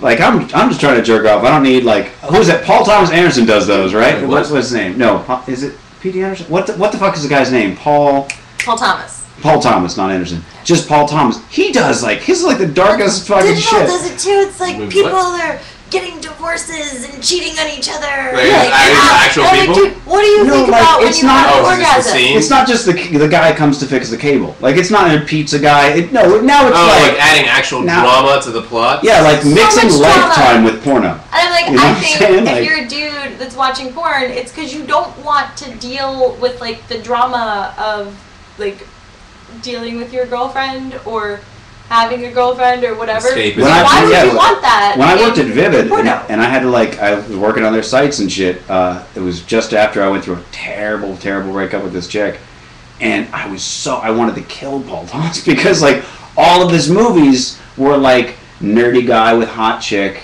and then hot chick's like kind of bored one day because nerdy guy works a lot, and then she like bangs it out with like 15 dudes that are all just going to the gym way too much, and you're just like, I was like, I don't need to see this, man. And then he comes back and she's like in the middle of fucking this guy and stroking two dicks with another one in her mouth, and she's like, honey, you can just lock the door. I'm so done with you. Look at all the better dick I found out there. And you're just like, holy shit, man, like, this is real self-loathing. I don't know what the fuck they're doing. That's not good. That is not. Yeah, why are you putting that in porno? It should be very like happy. Like he shows up and he's like, "Oh, you like 5 dicks? Well, sweet." I mean, I'm sure there are people who like get aroused by self-loathing, girls crying or something, but like it's not so much the girls crying. It's like it's like the shattering of lives, really. Oh, yeah, the cuckolding. Even the cuckolding guy. But if you're that's more of an enthusiastic thing. They're not happy days. He's like they like embrace the shame. Do you know? I mean, like they seek it out, they facilitate it. It's like if you had a guy watching her get banged from another window and he's like jerking off, you're like, oh, okay, this is for like the cuckolding fetishes. I get it, but it's like if he walks in and he's like, oh my god, my wife is getting fucked by everyone in the neighborhood. It's my next door neighbor, that's my boss, my brother. You know, like and you're just like, what? It's terrible. I don't know why they do that. Also, they need to stop the behind the scenes shit. We talked about this in a conversation months ago. The fucking behind the scenes shit is just, I don't know who watches it or why you would watch it. Sometimes, it's terrible. Like, oh man, Island Fever 4. I'm now getting tweeted, by the way. I'm now getting tweeted alongside Stoya where people are trying to, no, listen, Oregon doesn't have any nuclear plants. Listen, people. Is this really going on right now? I'm not. It couldn't be more. Hey, Rip, hey, I told y'all motherfuckers, Oregon, what you mean they ain't got no nuclear plants? The motherfucker grew up in Oregon. I'll rest my case. Can someone give me a PBR, please? Can someone get a truth teller, a drink, and then a bar? James, we called Matt. He's just fucking with people. You know how many hills Oregon got? Look at all them hills in that cartoon. Them motherfuckers is always on hills. Anyway, people at home, I'm just Ripopolis. Just take it out to the the news streets. as I found it. If you want to take see it the to the news, street. you're gonna have to take it up to people that report it. Matt Groening, you made it. Don't shoot the messenger. Is all I'm saying. Alright, so like Island Fever 4. Okay. They did this instead of like the normal behind the scenes stuff. Great save. They had this like skit thing where they were pretending to be pirates and blah blah, and it was hilarious, and people thought it was hilarious, so they made Pirates of the Porno. Like behind the scenes like that. That's actually kind of. What kind of behind the scenes are you talking about? Like the behind the scenes where it's like there was just there was one. It was like people doing like conversations. It was like there was one where it was like 3 girls in this lavish hotel room getting ready to do the shoot, and they're bitching about their makeup and like, should I douche and this and it's like, what are you? And they're talking about shaving. Very mundane. Just like they're like all the things you have to prepare, and it's like, how many loads are you taking a day? And it was just like one of those things where like, God, talk about ruining the illusion. Like this is. I mean, just like, you may as well stand up. Hey, this is just a paycheck, and like any other job, you got to get dressed for work in the morning. All these jokes up. I actually was not at that deli last week. Except for the how many loads are you taking a day thing. Like a lot of the behind the scenes, it's like again, that's the kind of stuff that if you wanted to deal with it, you'd go spend time with your girlfriend. Right. Like. So why are you putting that in the fucking fantasy shit? I don't get it. I don't know. These companies are insane. And we work our butts off to create this fantasy in the movies, like all the makeup and all of this and all of that, and you show up as perfect as you possibly can be, and then they videotape you shaving your asshole in the bathroom. It's like, come on, guys, seriously. It's no good. I don't know why they do it. I don't know. Then again, I don't really watch porno, so they keep ruining it. Bastards. I have to go to, real life and look through the window and shit and get to know my neighbors. Is that what those binoculars are for? Shh. Anyway. I did not realize you were such a big astronomy fan. When did you invest so much in telescope? Where did the disposable income come from? It was around the time that Jupiter came into view, and I got a really good look at it. Venus was in alignment. Yeah, my neighbor Venus was in alignment with the telescope, and I saw Uranus. Okay, so I was hoping you would take that bait. That's really. You have to go. That's how you know we're deep in the second hour right now, and Mitch is and Uranus. Yeah. something bold. Okay. Well, actually, because I kind of want to play Google Feud. They still talking about Oregon, aren't they? So they still talking about Oregon. It's Oregon. Can you believe that? Yeah. Do you see every time I phone that shit? That's people go Oregon. Damn. There's people blowing my shit up. Look Ripopolis. Oregon. Calm down. Oregon. Can you believe that shit? I'm telling you, motherfucker. No, listen. I don't.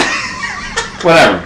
You guys want to bitch and fight about it? Do it. I would be so great, bro. I hope a war breaks out over that one guy. I want to be that guy. I've been gone for 25 years. He put his whole life on the line in that argument. He probably lost friends, lost marriages. His kids left him. Listen, I'm going to introduce you to my friend James, but whatever you do, I need you to never mention Oregon, Springfield, or the Simpsons.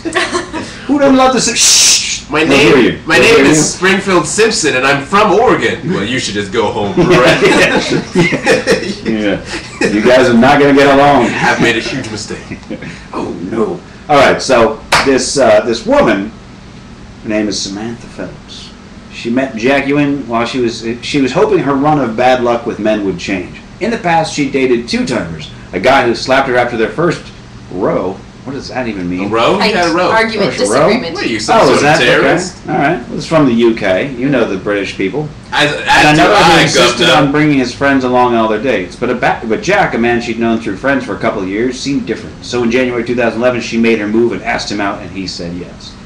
So here's the thing. Like, right off the bat, like, I don't know anything about this woman, but it's that old saying, like, the only constant in all of your relationships, failed or otherwise, is you. Like, if the same thing keeps happening over and over again, you can't just be like, men suck. Like, at some point you gotta sit down and go, like, why do I drive dudes to other chicks? I think it's actually a more broad issue. What British paper is this, by the way? What's this? What paper is this? The Mirror. I thought so. So, both men and women have these, like, wired in biological drives. Do you have a decree? I have a decree. But it's a long, wordy decree. So okay. You should probably just wait. Okay, you put the finger up when you get to the the punch. So it's like because of evolution. There's this book called The Mating Mind. I can't remember off the top of my head the name of the guy who wrote it, but it talks about again not good with bands, artists, but name a book. We're good. All right.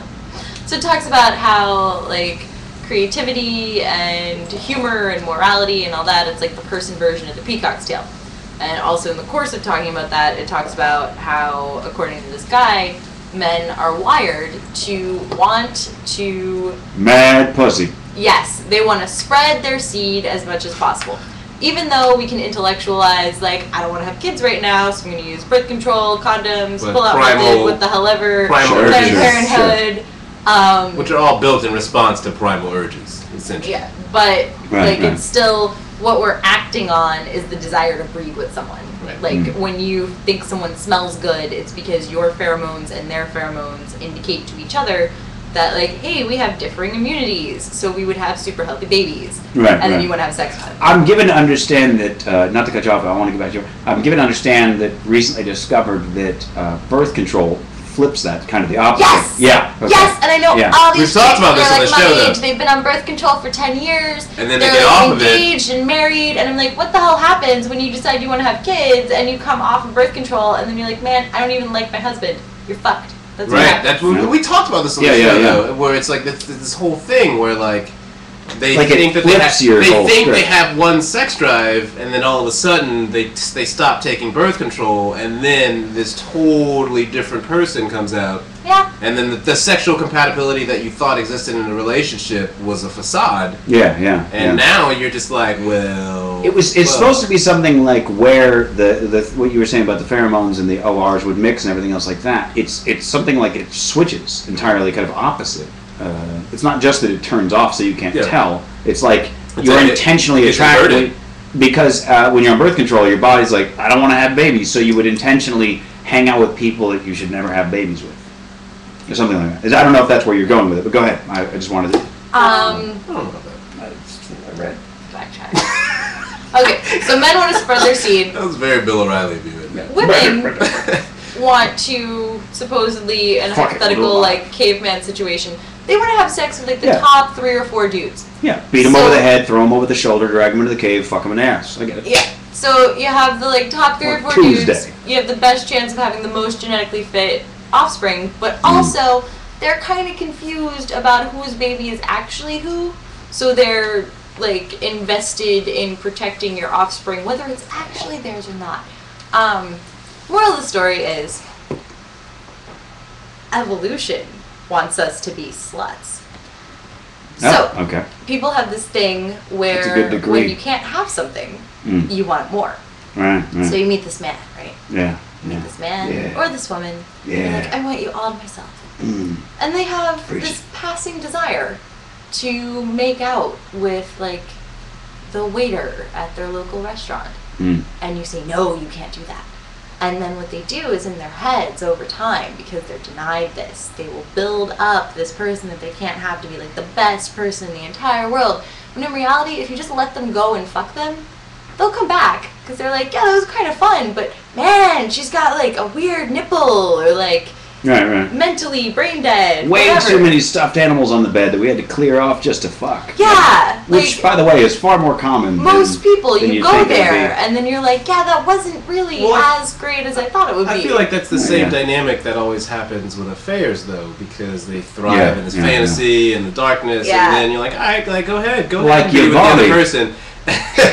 And then all of a sudden, when they have to merge the reality that they were escaping from by having the affair with the fantasy of the affair, then they're like, oh fuck, like all these things that I was just forgetting about, they actually still exist here. Well, I might as well go back to the thing that I'm already comfortable with instead of, and that's all it is. You know what I mean? Just, if you take it, if you shine the light on it, then they're just like, fuck, no, this is, no, I don't want to do all this. But if you're not letting them go and find out that the grass is not in fact greener, and all you're doing constantly is bitching about like, you're looking at that girl, you want to fuck her, then you're really just driving them away. Yeah, it's the self-fulfilling prophecy. Yeah, it's like the amount of dudes I've known that date strippers, and everything's fine at first, and then they start getting jealous, and you're like, oh man. They're like, I know she's cheating on me. You're like, not today, but probably tomorrow. You've started. You bitch about it enough, and they're like, he already thinks I'm cheating on him. So I might as well. So if I'm already in trouble for something I didn't do, I should at least go do the thing. Or even worse, you're not fucking me because you're too uptight about the fact that you think I might possibly have a desire to fuck someone else. So now I'm not getting laid. Yeah, exactly. So I don't know. I mean, I don't know anything about this woman again, but her story speaks to like a high level of paranoia, and so it seems odd to me. Not saying that obviously she was with an abusive guy, like that's bad luck there. But if she had a string of guys who like cheated on her as well as these other things, now it's weird because you're like a guy who slapped her on their first row and another who insisted on bringing his friends along on their dates. I mean, why are you putting those in the same sentence? Well, it's terrible, but also though, again, I think he hit me. And then the next guy wanted to always want to hang out with his other friends and me. See, the thing about that, which is your point, Mitch, is that the sentence said dates plural, which means that this person let it happen more than once, which a rational, self-respecting person would not do. Somebody's proposing to you. Alex? Is it Caden? Alex HP? I will accept Caden Cross's proposal. I have, but other than that, I don't. She's got to come on here too. Sorry, Alex. Marriage, not so much. He wrote or open marry me, so apparently he's open to. You got to cast out all kind of nets, I guess. Yeah, just say hi, whatever. Anyway. Well, I'll give you hi. Dinner. I will give you hi. Hello. Sorry, go ahead. Sorry, about Samantha and her. But it's like what you're saying, like the sort of dynamics that you create and that you facilitate and enable yourself. Like if you're going on a date with someone and they said, "I'm going to bring a bunch of friends with me," you would be like, "Well, that's weird.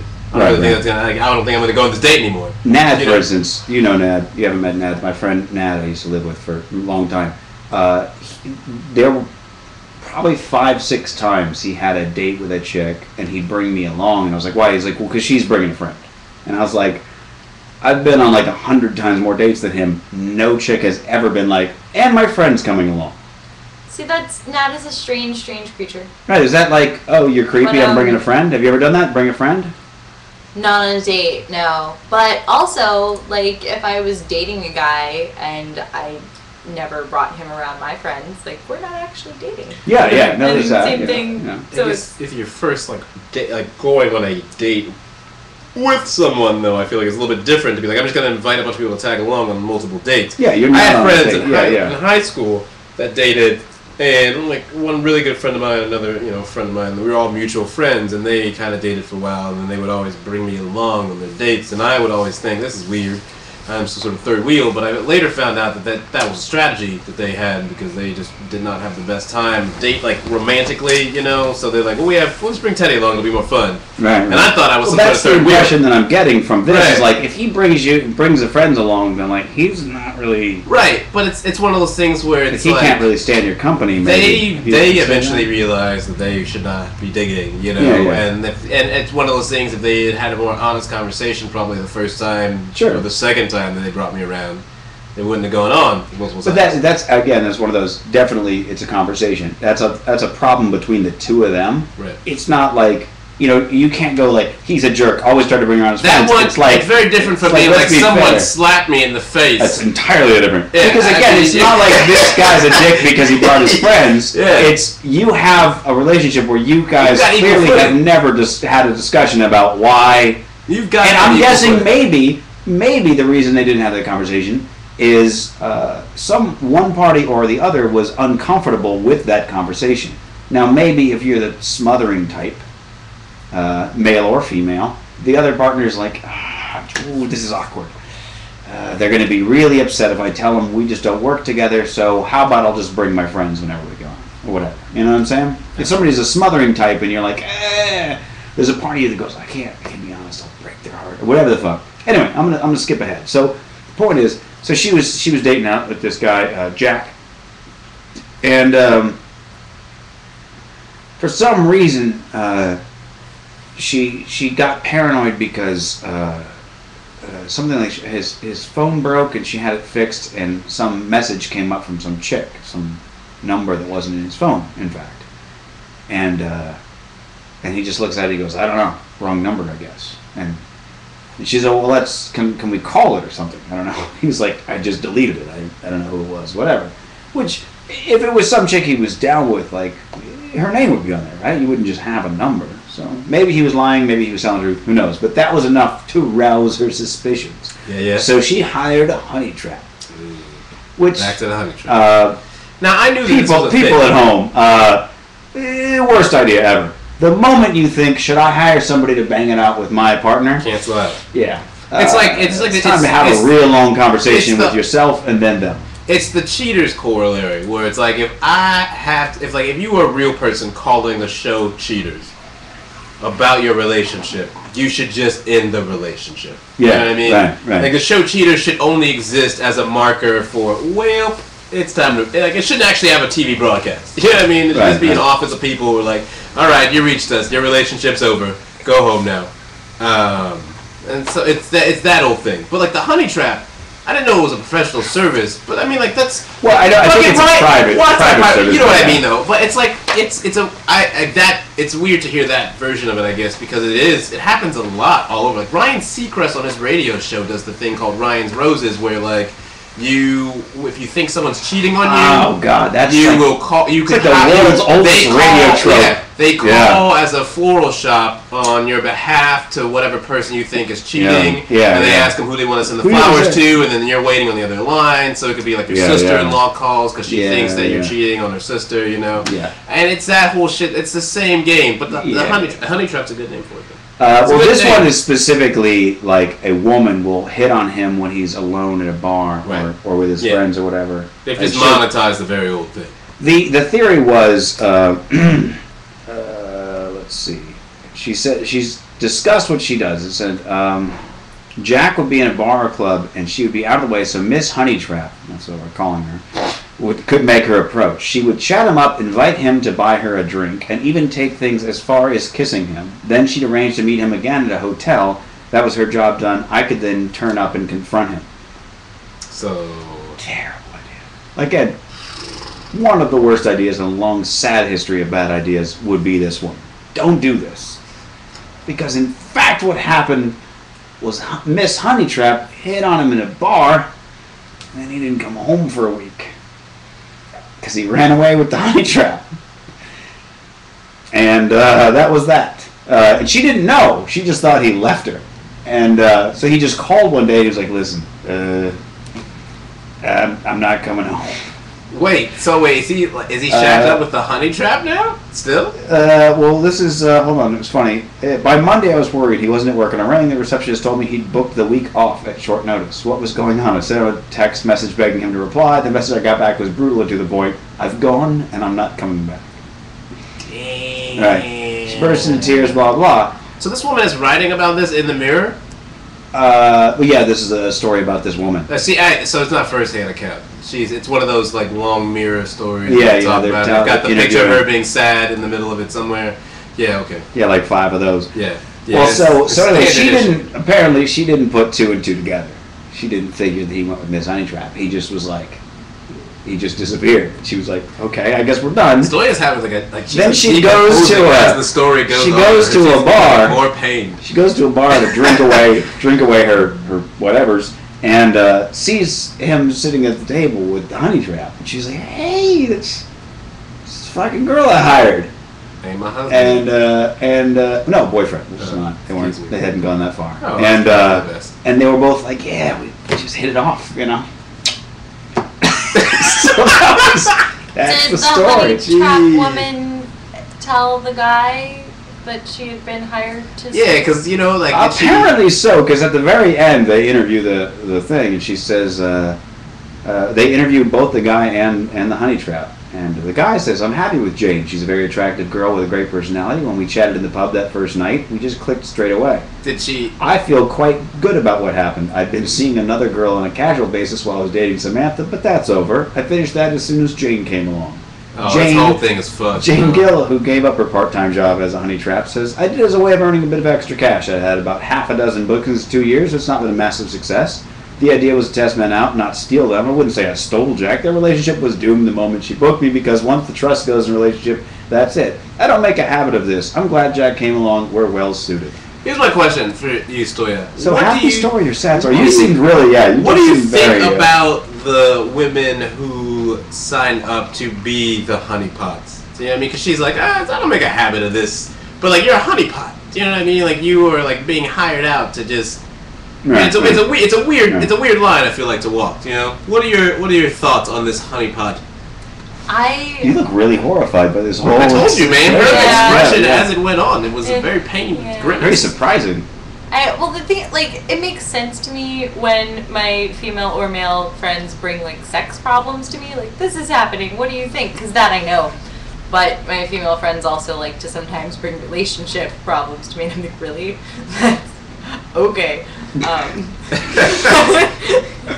Just like you're enjoying the story, but you're like, I got no advice, but tell me more. Like, if you need to vent, I'm here. I shall go into spectator mode. But it's, God, the things women do. And like, I've done stupid stuff, but still, it's like, oh my God, like, how could you possibly think this is a good idea? Yeah. So then I invited my friend over to see if he'd have a threesome, and he would. That dick. You're like, yeah. What? Oh, it's just terrible. Yeah. So terrible. So yeah. I'm like, what, like, I guess it's weird. I guess the moral of the story is just like, hey, don't do this. But I was like, for a honeypot, she's very aware of the circumstances and such or whatever. She's like, yeah, I mean, it's doomed or whatever. You would think that she's like, I don't want to participate in that, but like, I guess she's like, nah, fuck it, it's already doomed. It's the flip side of the coin, I guess, to being like, the flip side of the coin of that level of self-awareness. I just think it's real. I don't know, man. It's an interesting. See, but this is where I say, if you're that guy, I don't think she told him. I don't believe she told him at all. Do you think she told him? It doesn't sound like she told him. She did not tell him, man. Irrespective, because no, that shit is. Fucking... that shit is fucking respective. Once the trust goes in a relationship. People who say that shit don't tell you that they are honeypot the first time. I would be very surprised. He knows now. All right, they've been interviewed for the same article. I'm sure that whatever. My point is this. They don't mean they're still together. He was saying, I was already seeing a girl on this side. Me and Samantha weren't getting along very well. Anyway, blah, blah. Now, we talked, while you were out of the room, but we had talked about, like, the being honest, and if you can't have this conversation. Listening. Okay, good. Glad to hear it. Glad we're loud enough. So it's like, what I was saying about this woman is she could very well be one of those smothering people that you can't talk to because you're like, fuck, I'm going to hurt this girl's feelings. She's really hyperactive about every emotion. And he's like, listen, we could talk this out and maybe we have some problems, but she's so fucking all up in my face, I can't even talk to her. I'm just going to cheat on her instead. And then this Jane girl came along and he's like, wait a minute, she hired oh, well, this is perfect. Well, fuck it, I'm done with her because she wanted me to cheat, apparently. So let's just do this. And that was like his out. So, I'm gonna sound like a dick here, but like, this is Samantha's fault.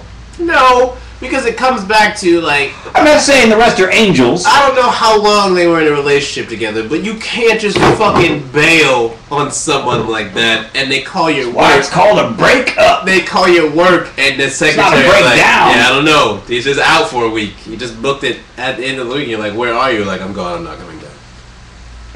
Yeah, he's like, I can finally tell her the truth because she tried to fucking. Yes, that's some shady shit. They're both equally terrible in this situation. I feel he is equally terrible for not responding better to her lack of faith in him. You can't just run off with the fucking honeypot, son. You can't just. I think people are nuts when sex and emotions get involved, or just sex, or just. Did the Wile E. Coyote ever just get the bird seat? And I think that these two people's nuts just don't line up together. It's tough to think logically about sex. Yeah, I suppose that's true. Yeah. I mean, once you get emotions involved, which is already a bad idea. I mean, but it's tough. I mean, like, but logical, like, it's tough though to detach sex. It's tough to detach sex from emotion. I've totally never cried on anyone's penis because I'm like, sex and emotions, I'm confused. Never done that. I don't know what you're talking about. Yeah, because tears make great lube. So that's why you've done it. Good thing I'm into perverts. Yeah, see, it's one of those things, man. It's very rare. I feel like to be able to detach as long as they're still like if they're not crying because of the penis, like it's okay. I'm fine. Like I've had plenty of crying blowjobs and sex. That's not the best plenty of, and it's one of those things where I'm like, I'm not causing the crying. We're cool. Like, you know what I mean? I don't want that. People cry during sex. You're like, what's happening? Yeah, no. I'm like, listen, I understand. It's so beautiful. You gotta shed some tears. I get it. Yeah, I feel like that's one of those things during sex, unless it's like a honeymoon or something. Like someone just starts crying in the middle of sex. You're like, well, I don't know what's going on. I'm hurting you. Like, what's happening right now? Do you know what I mean? You would be wary at first. I will say, I've had one time I had sex with somebody who was very close to me, who was crying during sex, and it was like tears of happiness, and that was a fucking weird emotion for me because I was like, part of me was like, it's okay, but really, it was okay. Were you watching them cry while you were having sex? Isn't it weird? It's got to be a weird thing to see, right? I mean, I guess she said. I mean, I'm literally. You got to understand. This is not.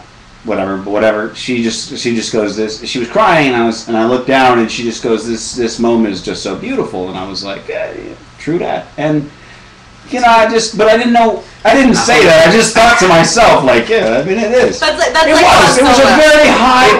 Yeah. I know, baby. But it was just like it was so beautiful. True that. Yeah. Word. True that. Now let me slide a minute. We got you to get it in, man. No, it was a good moment. But I thought I can't say anything because everything sounds bad right now, so I have to just kind of like shake my head and smile. But it was weird because of all the times I've had sexual situations with people crying. This was a happy cry that I wasn't supposed to do anything about. You can't say so I was like, worse than true that to somebody. I didn't say that. I was just thinking in my head like, well, that's good. That's good. It was. I'm glad you had that. I know when not to talk. You would have broke her forever, son. She would have never come back from that. I was kind of hoping I did break her forever. You didn't. Physically and emotionally. Well, I don't know about the physical, but emotionally you held off on true that, so she's okay. Which is a shame. I should have said true that. I would have loved to. Don't do that, Mitch. Because to look back now and be like, that whore. Because, any moment like that doesn't last. But it was good. Well, it was a good moment. But again, I'm just saying, as crying goes, it was probably the only time it's been a happy cry in the middle of sex. You know what I mean? There's a weird... I mean, I'm just saying... Google Feud? Yeah, let's do it. Okay. Story, we play a game on this here show. We don't have any pins. On this here podcast. Well, you want me to get them? I'm going to get them. Dude, keep talking. I'm just saying. I'm just talking on that. I'll explain to you the show. I'm talking on that. Did you ever watch Family Feud? This is relatively similar, but kind of not at all. No, but I think I know the concept. It's like there's a category or something. Kind of, basically. Okay, well, on Family Feud, it was like they'd ask a partial question or a sentence or something like that, and they would poll the public for most common responses.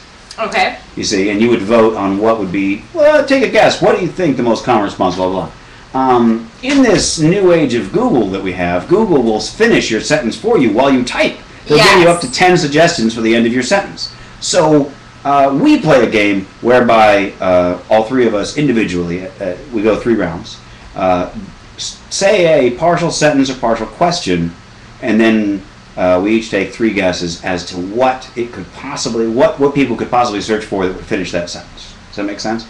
Some examples in there have, the one that I always go to is like, why does my girlfriend, and you'll have things like, whine so much, or, you know, never blow me, or whatever the fuck.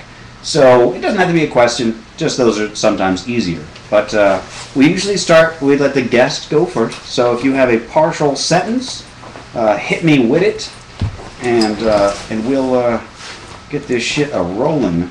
And we get the length of a acapella Rammstein I'm going to go with my bleeding vagina. Well, that's probably not going to... Man, she's just doing this to win. She's like, you guys are not going to guess them, but I will. Okay, so you only get 3 guesses, so write down 3 that you think will be on there. We've got to check to make sure it's going to show. Oh, you're right. Thank you. It's been a while. We haven't played this in a while. I'm just saying. Thank you. I don't know if that one is going to pop up. Kind of hoping it doesn't. Let's see. My bleeding vagina. That's very good. No, you know what? 0. I'm sorry, you can't use that one. Really? Yeah, right. sorry. Damn it. I'm going to see if my bloody vagina, maybe? Nope. Hold on. Nope. No dice. I'm sure that my bloody... I spelled bloody? Okay. Nope. Nope, nothing there. Nope. Sorry. Shut down. You could do my vagina, if you just want to do that. Alright, fine. No. My vagina. Your mic situation. You're talking to the top of it, remember? Sorry. You gotta turn it. There you go. There you go. All My right. vagina, we get here. All right, let's... I was perfectly set, and then I got up. And It's okay. back That- Fucked it the whole all thing. up. Yep.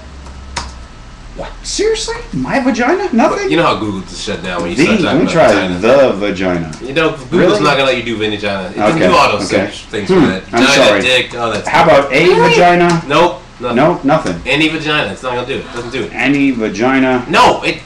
You're right, nothing. Wow. Because penis works. Does If I it? type my penis, you're right. Thank you. Fucking Google. Wait, You you have know what? safe search I think Yeah. I turned that on, or because I was at work the other day and I was in an office. Hold on.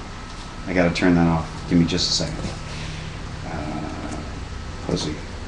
And then I'll turn off safe search. And then I'll bet you that's the problem. Thank you for reminding me. Oh, no, I do have it off. Told you. They changed the algorithm. My vagina. Nope. No. No thanks. You get nothing. Crazy. Okay. You get nothing and you like it. Can you Google? All right, I'm sorry. Sorry, we can't use that Now I one. have to come up with a new sentence fragment. Yeah, or question fragment. Yeah. New crap, new Sorry, crap, new sorry. crap. And we can take them from Riffalonians, Riffopolis. If you've got some, feel free. Yeah, suggestions Shout. would be great. Shout it all out. These are the things I can do without. So come on. I'm talking to you. Go ahead and name that band. It's too. Name of the song, maybe. Take a guess at the name of the song. Shout! All right. Yes! For $10,000. I'm gonna say I was gonna be real disappointed, and Mitch is like, she can't even pick a word in this song. Like, you didn't come up with shout. I'd be like, I'm not stupid. I'm just missing the part of my brain that keeps track of the music. context clues. I'd be like, That's come fair. on, Stoya, come on. You can do it, girl. Show them what you got. Teddy, do Alright. you want to start off? Okay. I'm going to have Stoya I'll take start this. off. I'll Unless you start. got one. If you Why don't we have just start with Africa? just Africa? Yes. Oh, actually, somebody typed in, how about that? I wonder if that would get. Hold on. Oh, yeah. We can do how about that if you want to do. Yeah, That was a that's suggestion from gonna our be left. tricky. Riffle. That's tricky as a motherfucker. Damn it, Yeah, Riffopolis. yeah. Oh, by the way, so you get more points the lower down on the list it is, and you get 2 points when it's funny. Or if we all agree that it's funny enough for 2 points. How about that? Yeah.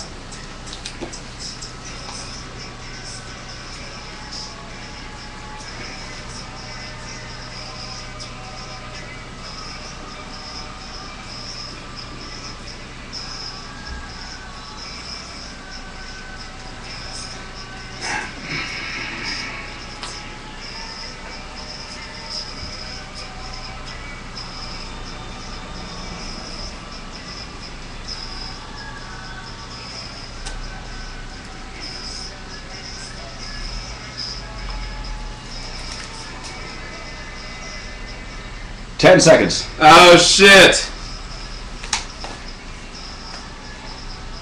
Riffalonians, Got it. You are still free to type in partial questions, partial sentences, partial questions. Feel free. Got it. All right, and pens down. Okay, so Stoya, what you got? Honey badger. Just that's all you got. I don't know. Okay, that's the other one. Okay. Oh, I'm She supposed came to strong. read all of them. Yeah, I yeah, thought yeah. you were asking for like more of a sentence. Yeah, never mind. All right. Honey badger, cat video, Facebook, and lard. You only get 3, so You we're gonna have only to go get with 3. your first 3. All right. Okay, so you got Lard. honey I badger. missed that part. Lard, unfortunately, is cut. Yeah, we're gonna have to cut Damn lard. it. So how about that honey badger cat video on YouTube? Did you say? What was It's a it? cat video. Cat video. And how about that Facebook? Okay. Okay. It's very Johnny Carson-esque. How about that Facebook? And how about that Facebook? Okay. What you got? How about that weather? I envision most of these happening at an office. This is very much like old office. Like, how do I talk to my coworkers? Yeah. How about that weather? Sure is something today. How about that new guy? Oh, Yeah. God, you got it on the offices. And how about that time you slept with that whore? I went real white. I started off a little bit street. Yeah, did you? I started with street. Okay. I went white, and then I went dumb. Okay. Okay, so street, shit. How about that shit? That's good. That is gonna be on there. That's not good. How about that local sports franchise? Oh, took it from it. Yeah. And how about that apple? Like, how about them apples? Yeah. I figure somebody might not get it right. And You went for the misguided colloquialism. Okay, Yeah, yeah. that's fair. Yeah. That's good. So, That's a good tack. Yeah, That's good I thought tech. it worked out pretty well. So Really let me go ahead and show you the. Here we go. Go ahead and show you the what came up. Come on, the new guy. Googles. Come on. How? Oh, did I forget to switch you guys over? Yeah, you did. My bad. Sorry. Okay. How about that ride-in hangover speech? How about that lyrics? How about that airline food? Damn it! Yo, come on! How about that local sports team? You got to be fucking kidding me! 5 points for me! Oh. How about that airline food joke? How about that bad company? How about that meeting? How about that driving? How about that trucking? Oy. Well, at 5 points for me, I'll give you each 2 points. I liked your whore joke, and Story was just a giggle fest. I can't pick one giggle out of the whole. Alright, fair. That's fair, I guess that's fair. I'm trying to be, I can't believe you got the how about I honestly could not believe that was on there. Oh, motherfucker. What you knew that. Okay, do you want suggestions for partial sentences? Let's go. What we Okay, got? Rip off. we've got, What we got? Did you hear about? Contract your I'm assuming it's going to be something about anuses. Yeah, There's there's that's not a very good setup. Well played, sir or madam. Did you hear about is actually not a terrible one. Did you hear about? You want to do that one? It's your call. I mean, if you've got one, go ahead. I'll use did you hear about, I think. The rain in Spain just got tweeted to me. Let's go hear about. Let's go. Did you hear about? Okay, let me make sure that'll work. I'm pretty sure we're good. Did you? So it's 3, right? About. Just yeah, 3. Yeah, just All right, 3. got it. And you have till the end of the acapella Okay, here we go. Du Hast, and we are off.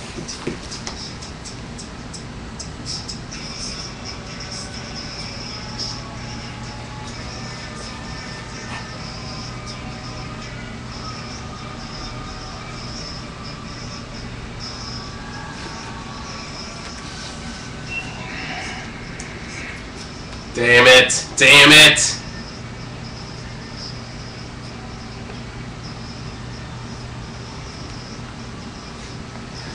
Whoa, God, it's killing me. I'm dying here. I'm dying. I think I got at least one. I got nothing here so far. I'm hoping. Shit. 10 seconds.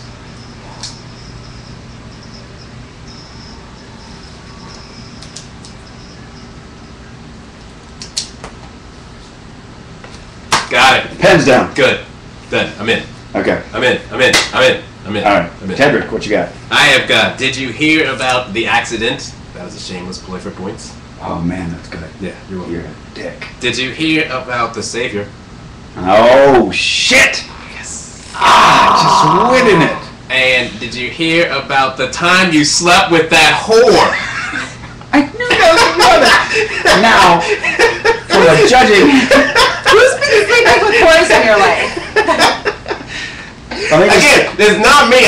This disclaimer is an average Googler. I speak for the average person on the internet. Whenever we play Google Feud, Teddy's answers will always be riddled with just horrible stuff. If you have the guest notebook. If you looked at Teddy's notebook, almost all of them are going to be like, "Who's my father?" Why do you drink all the time? Like, for example, why can't I just feel loved at home?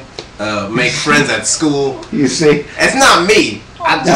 Just in Teddy's mind, the average Googler is like on the edge of suicide, and Google is their last. Why can't I die was one of the choices one time, so I'm not far. And he didn't actually write that. If you're asking Google full questions, you probably are in a dark place. See, and that's my people's. Farhad, who was a guest on this show once, the day that you were out, comments that he's never seen a more harmless black guy. Even Stoya makes eye contact with him.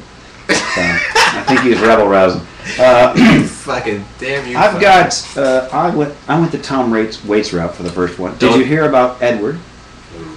Did you hear the news about Edward? You lyrics mining son of a bitch. This, I'll bet you, 12-year-olds are typing just to get answers because it's going to be on a test. Did you hear about the Holocaust?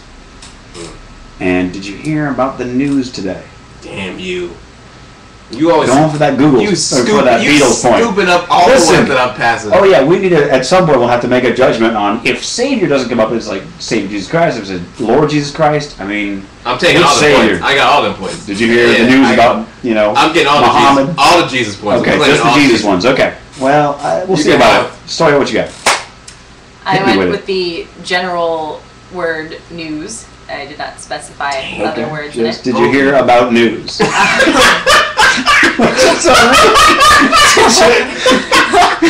didn't imagine somebody saying that. Somebody just walking up to you, "Hey man, did you hear about news?" Wait, you'd be like, news? You think like, did your robot brain like get misprogrammed where like you're supposed to insert a news item at the end of it? Like, did you just spit out a variable at me? Did you hear about news? Isn't it sad about celebrity news? Sorry. I didn't know if it had to be an exact match or just like in general. It's okay. I wasn't paying attention. I'm giving you 2 points for all the giggles that we're having here. Did you hear about news? Okay. Please tell me you heard about news. Number 2, abortion. Oh, did you hear about abortion? I was thinking like abortion law in, say, like Virginia and Texas. That's been a big thing. We laugh now. That's Robot Friend. We laugh now. Robot Friend version 2. Did you hear about abortion? She's gonna kill it, bro. Alright. And did you hear about Kim Kardashian and ... Whoa, damn, Stoya, that was good. Ooh, I think she's got something going. Okay. Did you hear about the Morgans? Jokes? Did you hear about jokes? Did you hear about the Antelope, the Outlaws who went skydiving, the Morgans cast, the hiker who realized math worksheet, the monster who ate, the bank robber who, the farmer who fed? We all suck. Dang. Who the hell are the Morgans? Oh, that was that stupid movie David Duchovny was in. Really? Yeah, it was a family that worked in the suburbs, and they did product placement, so they advertised things in real life. Need suggestions. And it was supposed to be a commentary on consumerism. Did not get very good reviews. How long ago did this come out? Maybe 3, 4, 5 years ago. What the fuck? Can't remember who else was in it, but I know David Duchovny played the husband and father in the movie. Give me just a second. Or was that the one with Sarah Jessica Parker? I think actually that's the one with Sarah Jessica Parker and Hugh Grant. I thought I got points for the giggles. Did you not give her points for giggling? Last time, not this time. No, I did this time. But if you don't agree, I mean, excuse me. You know, you're a co-host. I'll let you. I didn't know. Veto it. It's fine. I'm not gonna veto it. Can't veto it after I got. Oh, okay. Here's some good ones. Ooh, man. We got. I didn't see these earlier. I think I got it. These came up while we were. Okay, here we go. 15 men and Fox News says. Ooh. Fox News. Period. Be a good search. Fox News says. don't know. 15 men and. It's pretty good. I don't think we're going to get anything for that. Maybe not. I don't think I can look it up. I don't think we're going to get anything. And I don't know if we want to get anything for that. You make a solid point. Was it 15 men and? Yeah. Yeah. What? Yeah, so, I mean, I can see that there was like probably 10 up there. No, we don't want no part of that. Ontario natives called. That seems like a weird one. I don't see if that's going to be a thing. Is someone trying to promote a band during Google Feud? I don't think so. Man, that's a toughie. 15 men and I just don't feel like there's going to be a lot of places to go with it. Any other suggestions? Do you have any other suggestions? But we can go with it. I mean, nothing good. Nothing good. Nothing. I just feel like it's probably a reference to something, right? 15 men and? Sounds like a bad setup for a dead baby joke. Oh, I guess. Yeah, I mean, I'm seeing, like, I'm not going to look, but I can see that there's 10 that come up when I do 15 men and. We know you're going to say something about that whore, and in this case, it might actually... Ooh, 15 men in that whore does sound like a porno. Yeah. It don't make a solid point. But you can't guess them ahead. How about I don't feel? Alright. I lost my fucking chat for some reason. Did you? Goddamn chat thing is like died. What was it? I don't feel? I think so. I think that's what you said. I think that's what I said. We don't even listen to our own show. Or we can do five. I don't feel. What we're going with? You know that one? Ah, fuck. I'm pissed that I lost that fucking chat. How do you lose the chat? It fucking, something came up over the top of it, so I was like, alright, I'll just close it, and now I open it, and it's not loading for some reason. I'm trying to get it coming back up. Sorry, people. I don't feel... I know you're going to take the easy ones, you son of a bitch. Oh, good. Chat's back. Cool. Hey, good. There's also Where Can I Buy? But I think we already did that. Where Can I Buy? I think we've done Where Can I Buy. Or Where Can I Find is what I think. Oh, yeah. I think we do coupons and such. Let's see to the guests. Yeah. What do you think? Where Can I Buy? Or I Don't Feel. Let's go with I don't feel. Okay. That feels good. Let's do that.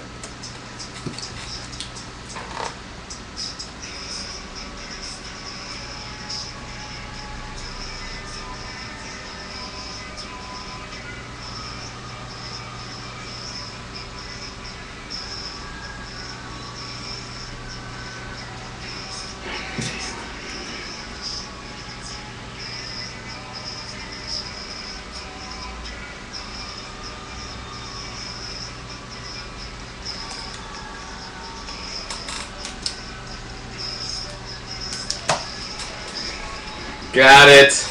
I went personal. Got it. I would like to slap on my disclaimer right now for everyone. Okay. 5 seconds.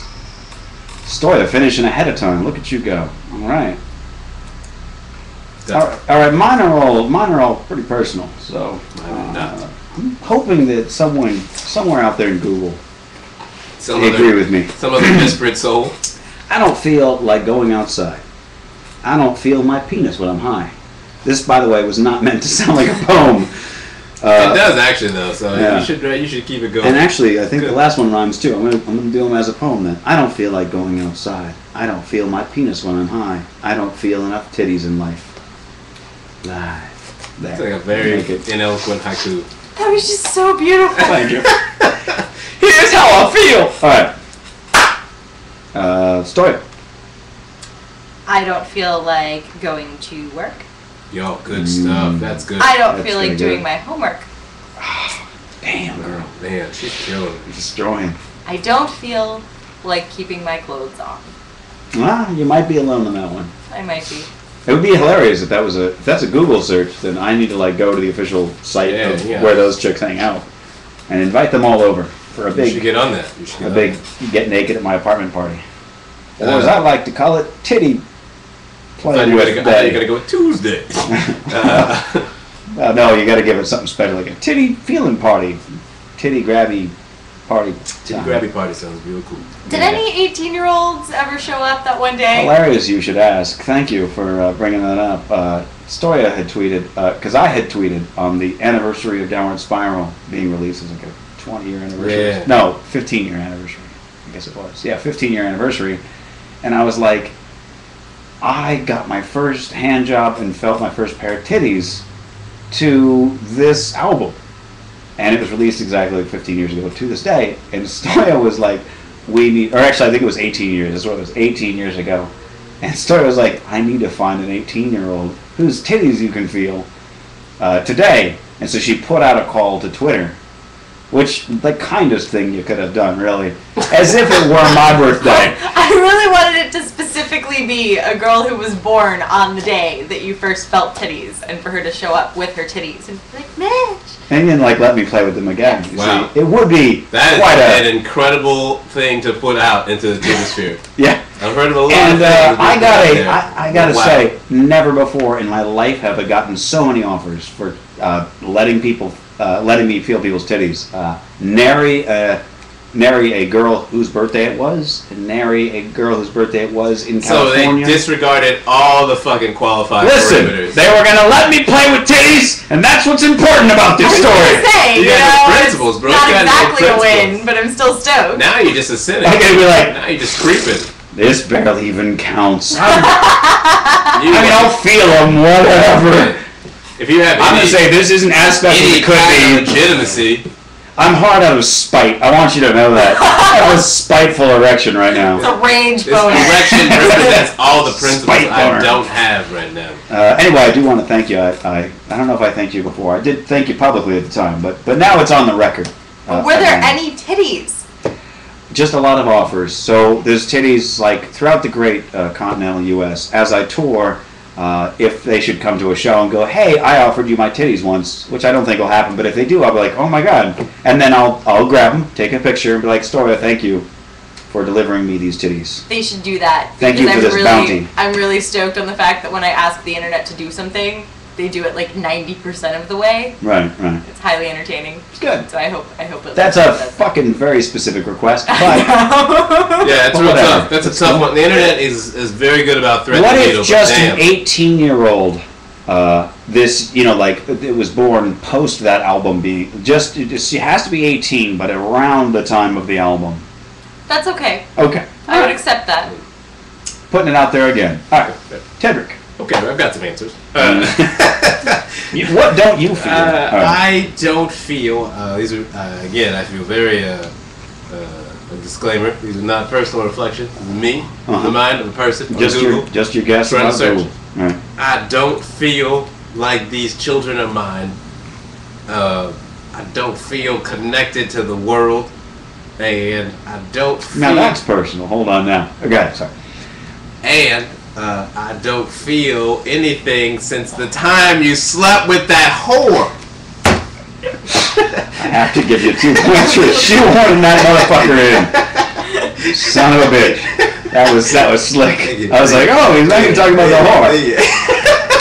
I don't feel like dancing. I don't feel good. I don't feel like dancing lyrics. I don't feel it anymore. I don't feel like doing anything. I don't feel like myself. I don't feel pretty. I don't feel pregnant anymore. Wait a minute. Wait, what? Wait a minute. Hold on a second. That sounds weird. See, that's the shit that yesterday, I felt like I was about 6 months. Today, I feel not pregnant anymore. Yeah, Can we please click on that and find out what the fuck is going on? I don't feel anything. I don't feel alive. I crossed out alive. Damn, I could have won this bitch. I could have won it. Teddy. I could have won it with alive. Oh my god, I won by 1 point. I could have won. And you guys tied at 4. I could have won. I don't feel pregnant anymore. I could have won. At mothering.com is I don't feel pregnant anymore. Winner of Google Feud and still won. Champion. Actually, I haven't won in probably like fucking 6 months, but whatever. I crossed it out. It says, I'm 9 weeks along. Since Sunday, I've not really felt pregnant anymore. I don't feel normal either, but my breasts aren't as full or sore. Not really having M/S. Morning sickness. Thank you. It says, I'm 9 weeks along LMP. What do you think that is? Late mother put LMP? I don't know. About that. Not really having multiple sclerosis. I'm still very tired, very hungry, but things just feel different. I'm scared. So that's what happens. Everyone's been there, someone says. Everyone's been there. That's the beauty of the internet. It's like a common Everybody has thing, woken up one day and not felt pregnant. It's okay. Relax. I always think the baby has disappeared. Do you know what I mean? I fucking feel that. Why, just this morning I woke up and realized I wasn't pregnant as well. Hey. That happens 365 days a year. To my husband. In my head, it was like where you were going, where it was someone who was like 6 or 7 months pregnant. Yeah, like, I just don't feel like there's anything going on in this big belly. Should I punch it like a mic test? And check. Oh, there we go. I have to kick first. Back, yeah. Kick first. Good times. Stoya, what do you want to plug? Websites. I have a Twitter. Twitter.com/stoya. I have a Tumblr, stoya.tumblr.com. I have an Instagram, but I'm not sure how you send people to it. You don't. And I have a fleshlight. But is your screen name on Instagram also Stoya? No, it's Stoya TN. Because somebody already had Stoya, and I sent them my trademark registry numbers and stuff, and I was like, that is mine, and they wouldn't give it to me. Well, if you're on Instagram, then you can find it, but you can't find it. But if you're on Instagram, you can search for people, and they can search for Stoya. And I take the pictures, so... Good. And I have a fleshlight. Actually, I have 4 fleshlights. 4 now? They went 4 now. There's my vagina, and then there's my vagina with its own special texture. That's the most popular. And then there's my mouth, and my butthole. Oh. But now, did you go in 4 different times for these? Or just the one time and they were like, eat this, shove this in your hole, put this in your asshole? Yep, pretty much. The really cool thing about surprisingly, that's just like a rolling in. They just go like, here's some money for people that want to fuck your pussy as detached from your body. So you get the mold and you get residuals? Yeah. And people that I've had sex with have had sex with this fleshlight and given me positive feedback. Apparently, it's pretty much just like having sex with you, but without the attitude. The texture one, though. Yeah. If you're not going to fuck the attitude, why bother? You know, kind of. Yeah, right? Just fuck your hand at that point. Or a fleshlight, I guess.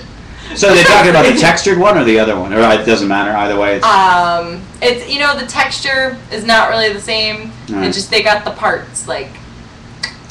So is it a little...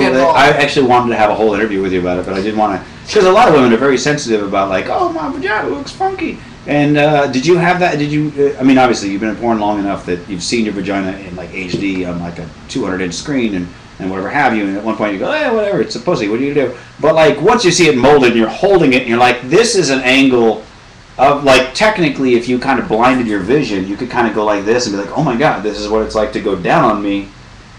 Sort of, like, have you thought that? And then going like this is too much. You had your own existential cunnilingus crisis? I have not had that, although I did in the first promotional video have to make out with myself, and it was really strange. I'll bet, yeah. Hologram? No, just like my mouth. What up, Stoya? Not much, Stoya! I'm about to make out with my own mouth. I'm one egotistical cunt, but it was just a little too much narcissism. Did you ever make your distended mouth go down on your distended pussy? Oh my God! Okay. The second promotional video I did myself, and I played with them like hand puppets, and it was literally 2 hours of me doing retarded things. All right. These two have never met before. This moment. Oh, good God. That's awesome. I wonder if I could eat my own pussy with, like, knowing what I'm about to do next. Be like trying to tickle yourself and have it not work out. You've had it. I mean, believe me, if people would buy molds of my cock, I would probably make one. But I mean, it's sad to go around. I like how it's not. I would sign a contract with somebody. Like I would make it. Like I would go into a workshop. I would craft my own molds. Fucking A, right? Yeah. Self-distribute is what I'm saying. I thought about doing that for my album. I was going to do that as like a promotional item, like buy the deluxe pack and you get like a mold of my cock. But then I was like, it's a little too real. Like I don't want people going like, well, now I know exactly. I like to leave that a mystery. And then you'd have to install all the hardware, true. Piece by piece. That's true. It's only just a one piece, but even still, yeah. But I mean, like, the jewelry alone would cost probably more than the mold. But, For each deluxe set, you would have to install That's true. Yeah. Who wants to deal with that? Teddy, what you got coming up? Comedy con carne. Any cock products? No, you will anything not people be can able, fuck. No, is what I'm trying to find out. Fuckable, disposable items coming to the stores anytime soon. Just comedy con carne. Why do fuckable and disposable go right next to each other? Yeah. Why you gotta do that? I don't know. I'm telling you, the whore thing. There's a thing there. No. Yeah. No, it's not. Yeah. There's not. That's just Don't you bring over Google Feud. Don't you go to my Google Feud and then bring it over to the plugs. They're very separate items. Mitch? How well do I follow rules, Mitch? Which comedy con? Damn you. What's the date? It's this Thursday. And where can they get more information? Flappers. Facebook.com/Teddy Dutson Comedy. Sweet. I'm doing a play this Friday. Get the fuck out of here. I am narrating a sci-fi play on 420. A stoner sci-fi play. They want a narrator, and they decided that I should do it. Does this have anything to do with Nad? It does. It does entirely have a lot to do with Nad. Why did he invite you? No, I'm just guessing. You should come. It'll be a good time. So it's the 100th Monkey Hour, I believe it's called. Let me look it up real quick, because I'll tweet about it. It'll probably be on my website and such. But if I can find it real quick, if goddamn Facebook is being slow, hold on. The 100th Monkey Effect. If you look that up on Facebook, if you type in 100th, it might come up. Who knows? If you're local, it's a Los Angeles thing. I don't know. It's local. It's like on Wilshire and something or other. Not downtown. Good stuff. Anyway, thank you guys for joining us. I don't know if anybody wants to do bonus. I don't want to put everybody on the spot. I don't know if everybody's schedules, whatever happens. Bonus. Just hanging out. Just hanging out. Bonus riffing. There's no real topics. I have a man on a plane right now who's gonna come collect me at some point. Okay. He calls it kidnapping, but I say you can't kidnap the willing, and I just figure he'll text or call or something. Solid. Tedrick, I got time. There you go. All right, cool. Well, we're gonna go into bonus for the podcast people at home. Hope you enjoyed the episode. Back again next week with either our last episode in our old studio or our first episode in the new studio. Conundrum.